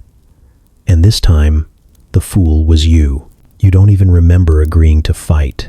One moment you're a half-starved wanderer trying to escape fog thick enough to strangle. The next you're clutching a spear in trembling hands while a captain bellows orders at men who already look half dead themselves. You've been drafted, not into glory, not into conquest, but into a campaign doomed before it begins. Because the enemy isn't flesh and blood. It isn't a rival lord with horses in iron. It's the ghost army. And your commanders are foolish enough to believe bravery and banners can hold back the dead. Medieval soldiers knew better. Even hardened mercenaries who lived knee-deep in gore and mud admitted there was no fighting shadows. When phantom processions appeared before a battle, morale collapsed faster than walls under siege. Chroniclers wrote of entire troops throwing down weapons at the first sound of ghostly horns, convinced heaven or hell itself had already chosen the victor. Why march against men when the dead had risen to tell you the outcome? Why clutch steel when no amount of steel could cut mist? For soldiers who lived by omens, a ghost army was the worst one imaginable. It meant the campaign was lost before the first arrow flew. But kings and lords were stubborn. They told their men to stand firm, to wave banners high, to shout until their throats split. They claimed the ghostly sightings were nothing but illusions, sent by the enemy to weaken resolve. And so armies marched anyway, singing hymns or howling war cries, their feet drumming the earth in mockery of the phantom boots that echoed through the hills above them.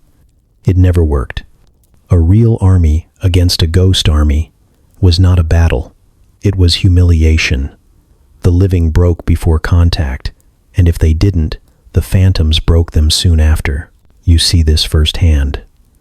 The captain paces before you, waving a sword that looks far too heavy for his shoulders. He spits words about honor, about duty, about holding the line. The men nod, some out of fear, some because they can't imagine disobedience. But none of them believe him. Not really. They've heard the horns. They've seen the mist shift and swell, as though hosts of invisible riders are already forming ranks. They know what you know. Flesh is nothing against phantoms. You may as well throw a loaf of bread at the wind. The march begins at dusk, because apparently no one learned that the dead prefer night. The men trudge forward, shields creaking, banners snapping. You grip your spear until your knuckles ache, trying to force courage into your veins. But then, the sound rises. At first, it's only faint, a low rumble like distant thunder. Then it grows. Drums pounding, horns bellowing, hooves slamming the earth with perfect rhythm. The men falter. Some glance around nervously, others make the sign of the cross. The captain shouts louder, his voice cracking as if volume alone can beat back terror. But everyone can feel it now. The air itself is vibrating. The ghost army is already here. The first man breaks ranks. He doesn't even run. He just drops his spear and stumbles into the grass, hands over his ears, mouth open in a scream that doesn't leave his throat. Others follow, abandoning weapons, as though shedding weight could save them. The captain slashes at the air, barking curses, but no one listens. What good is discipline against despair? You march a few more steps before your own knees buckle. You look around and realize the battlefield has already been lost, not to blades, not to arrows, but to the certainty that the fight is unwinnable. And then the phantoms reveal themselves. Shadows coalesce in the mist, ranks forming, banners lifting, eyes burning like embers in skulls that barely cling to flesh. They don't charge. They don't need to. Their silence is worse than any scream, their stillness more dreadful than any advance. The living army halts, breathless, paralyzed. No one dares strike first, because everyone knows the truth. There is nothing to strike. Swing a sword and it will slice air. Fire an arrow and it will vanish into fog. The ghost army is untouchable, invulnerable, and infinite. The captain tries anyway. He lifts his sword and charges, a roar tearing from his throat. His boots splash through mud, his blade arcs high, and he swings at the nearest phantom. The steel passes through the figure without resistance. No wound, no sound. The phantom simply turns its head, a skull face with hollow sockets staring at him. The captain staggers back, his weapon suddenly heavy, useless. The figure doesn't move. It doesn't need to. The message is already clear. Around you, the troops collapse into chaos. Some scream and flee. Some throw themselves to the ground, begging for mercy from things that have no mercy to give. Others stand frozen, eyes wide, as if they've already accepted death. You clutch your spear, trembling, knowing it is nothing more than a stick, a child's toy against eternity. And then the command comes again, the one you felt in your bones once before. March. But this time, it isn't directed at the ghost army. It's directed at you. You stumble forward unwillingly, pressed into the tide. The phantoms don't strike you down, don't pierce you with arrows or crush you beneath spectral hooves. They simply absorb you, their ranks swelling with living bodies dragged into step. Around you, soldiers who once fought at your side now march with hollow eyes, their banners drooping as if the cloth itself has surrendered. The ghost army hasn't defeated the real one. It has consumed it. So yes, you were drafted into a campaign. A very short one, a very doomed one. You thought war was decided by strategy, courage, and steel. But when the enemy is missed in memory, the only outcome is collapse. Your bravery means nothing. Your banner is a rag. Your body is just another figure pressed into line. And as you march into the fog, spear limp at your side, you realize the truth. There was never a battle at all, only a reminder. The living can raise their armies, shout their slogans, and wave their flags. But in the end, the dead always outnumber them, and the dead always win. The priest doesn't look surprised when you stumble into the chapel, pale and shaking, muttering about horns and drums and banners that billowed in a wind no one else could feel. He doesn't laugh at you, or call you drunk, or wave you off as fevered. He just sighs, folds his hands, and says the words you didn't want to hear. You've seen them too. His voice carries no comfort. Instead, he leans closer, lowering his tone to the same grim cadence you've heard in sermons since you were a child. The ghost army isn't attacking, he explains. It's recruiting. Medieval theology had a place for everything. Heaven, hell, saints, demons, angels. But the real terror lay in the middle, purgatory. The idea that souls lingered, not yet saved, not yet damned, paying off their sins with suffering until they could finally rise. Priests told their flocks that purgatory wasn't far away in some unreachable dimension. It pressed against the world of the living, its doors cracked open, its voices spilling out. Sometimes, the dead inside escaped their place of penance and returned to march where they had once fallen.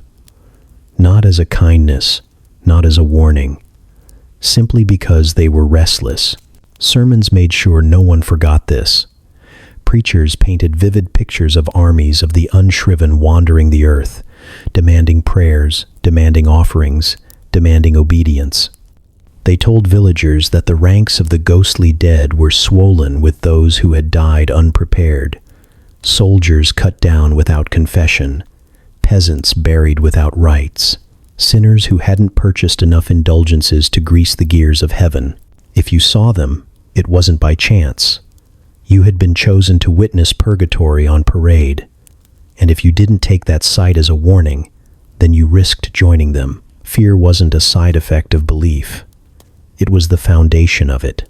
The priest in front of you reminds you of this with every slow, deliberate word. He says the army you saw isn't attacking villages out of malice. They're marching to remind the living of the price of sin.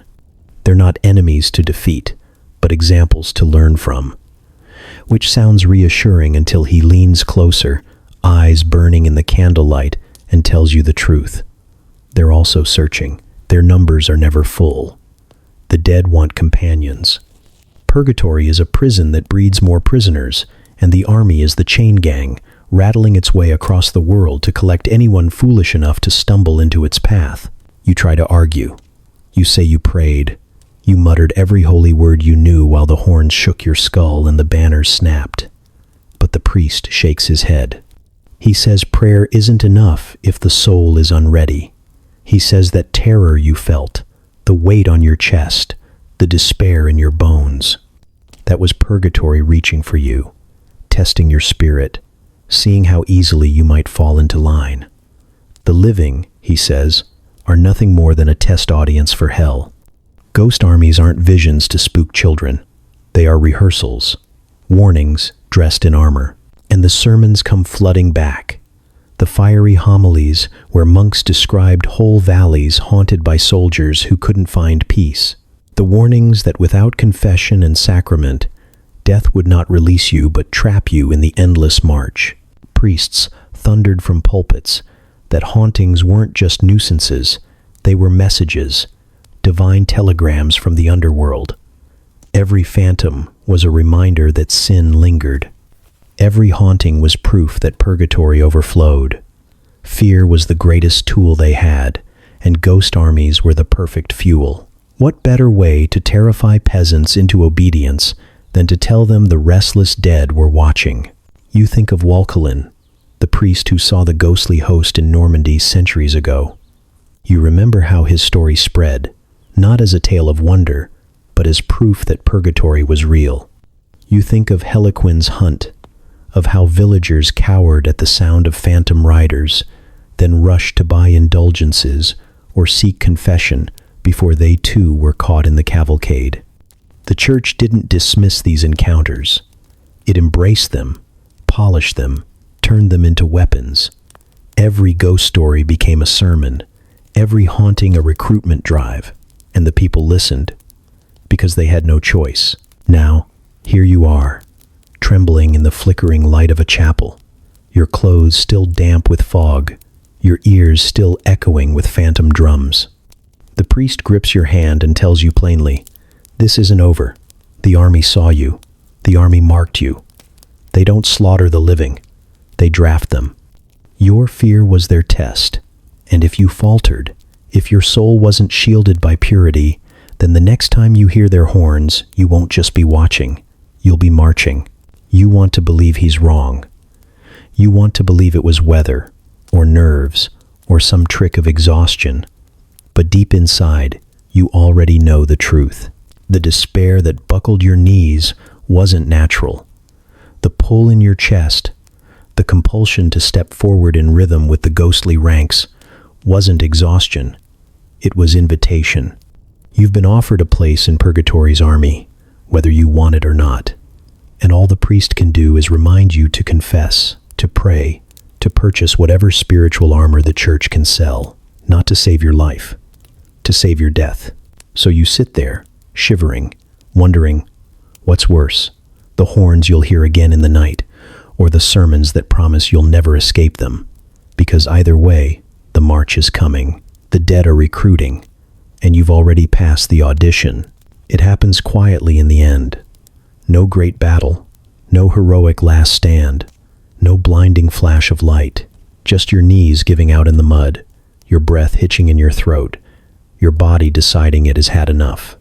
You think, for a brief second, that you'll die here the way mortals are supposed to die, still, spent, fading into silence. But when your chest stops heaving and your limbs no longer answer, you realize with a sick twist that the story isn't over. The weight in your body falls away, but something in you keeps moving. Your shell lies in the dirt, but your feet are marching again. The fog thickens around you, swallowing the outline of your corpse. You don't bother trying to look back. You already know what's there. A husk, another forgotten body on another forgotten field. What matters now is the sound, the horns, the drums, the rhythm that has haunted you since the first night you heard it. It rolls through you, not just around you. It becomes your pulse, your stride, your breath. Except breath is gone, and pulse is gone, and all that's left is rhythm. You lift your head, and the silhouettes are there, ranks of pale figures trudging forward in endless lines, and this time, there's no difference between them and you. They don't welcome you. They don't even notice you. One more shadow among shadows, one more soldier pressed into the eternal procession. You thought maybe you'd resist, scream, break free. But there's no resisting anymore. The body that could tremble, cry, collapse, it's gone. What's left of you has no choice. The march is not an order now. It's gravity. You walk because that's all that exists. You trudge across old battlefields where bones poke from the soil like roots, across moors where fog sits heavy as stone, across villages where shutters slam at the sound of your passing. You never stop. There's no food, no water, no warmth, but there's no hunger either. You remember what those things felt like, but only faintly, as if through someone else's memory. Sleep doesn't come. Rest doesn't come. You keep moving, hour after hour, day after day, year after year, until the idea of stopping feels more impossible than the idea of flight. At first, you expect grief. You expect rage or sorrow, some great emotional collapse at the knowledge that you're lost forever. But what you get instead is resignation, a strange, eerie calm that seeps into your spirit with every step. The living world drifts further away, dimming like a candle stub, and with it goes everything that once mattered. Names, faces, the warmth of fire, the taste of bread, the sound of laughter. All of it is sand, and the march grinds it down to nothing. What's left is movement, not joy, not pain, just endless forward motion. Somewhere in the distance, thunder cracks, but you know it's not weather. It's the clatter of hooves, the surge of spectral cavalry joining the ranks. Ahead of you, ghostly banners ripple, torn and scorched, their colors long bled into the mist. You never ask where you're going, because none of them do. The path isn't chosen. It simply exists, stretching forever, looping through valleys, hills, ruins, until every patch of earth feels like the same cursed ground. There's no destination, no battlefield, no final stand, only the march. Every now and then, you pass through a village. The living cower indoors, whispering prayers, clutching relics as your phantom boots pound their streets. You hear them sob, hear their doors rattle, but you don't slow, you don't turn. You couldn't if you wanted to. Once, you might have felt pity. Now you feel nothing. They're not your world anymore. You're a shadow passing through, and shadows don't weep for the living. And yes, there's still a trace of humor in you, though it's hollow, stretched thin. The kind of humor that bubbles up when all else has burned away. Congrats, you think, watching your own pale hands clench around an invisible spear. You've been promoted from doomed mortal to unpaid intern in the army of eternity. No sleep, no wages, no release. Just endless shifts in the fog. At least the hours are consistent. You don't know how long it's been. Weeks, months, years. It all bleeds together. You remember once trying to count the steps, to carve meaning into the monotony, but you lost the numbers somewhere in the thousands, or maybe the millions. Time is meaningless here. A loop you can't measure, a tide you can't fight. Once, that might have terrified you. Now, it just is. Like the sky, like the earth, like the sound of drums that have always been beating and always will. Eventually, you realize the truth the priests never told you, the skeptics never understood, the believers never wanted to admit. The ghost army doesn't march for God or for the devil, doesn't march as warning or punishment. It marches because it must, because war leaves echoes too loud to silence, too heavy to bury, because every battlefield spills souls that cannot rest, and those souls have only one thing left to do: move. Forever. Your body is gone, your memories fading, your will extinguished, but your feet still rise and fall in perfect rhythm with the host. You are one of them now, a shadow in the ranks, a hollow face glimpsed by terrified villagers who will add your story to the chronicles. They'll whisper about the endless host, about the unlucky souls who stumble into it. They won't know your name. They won't know your life. They'll only know the march. And that's all you know too.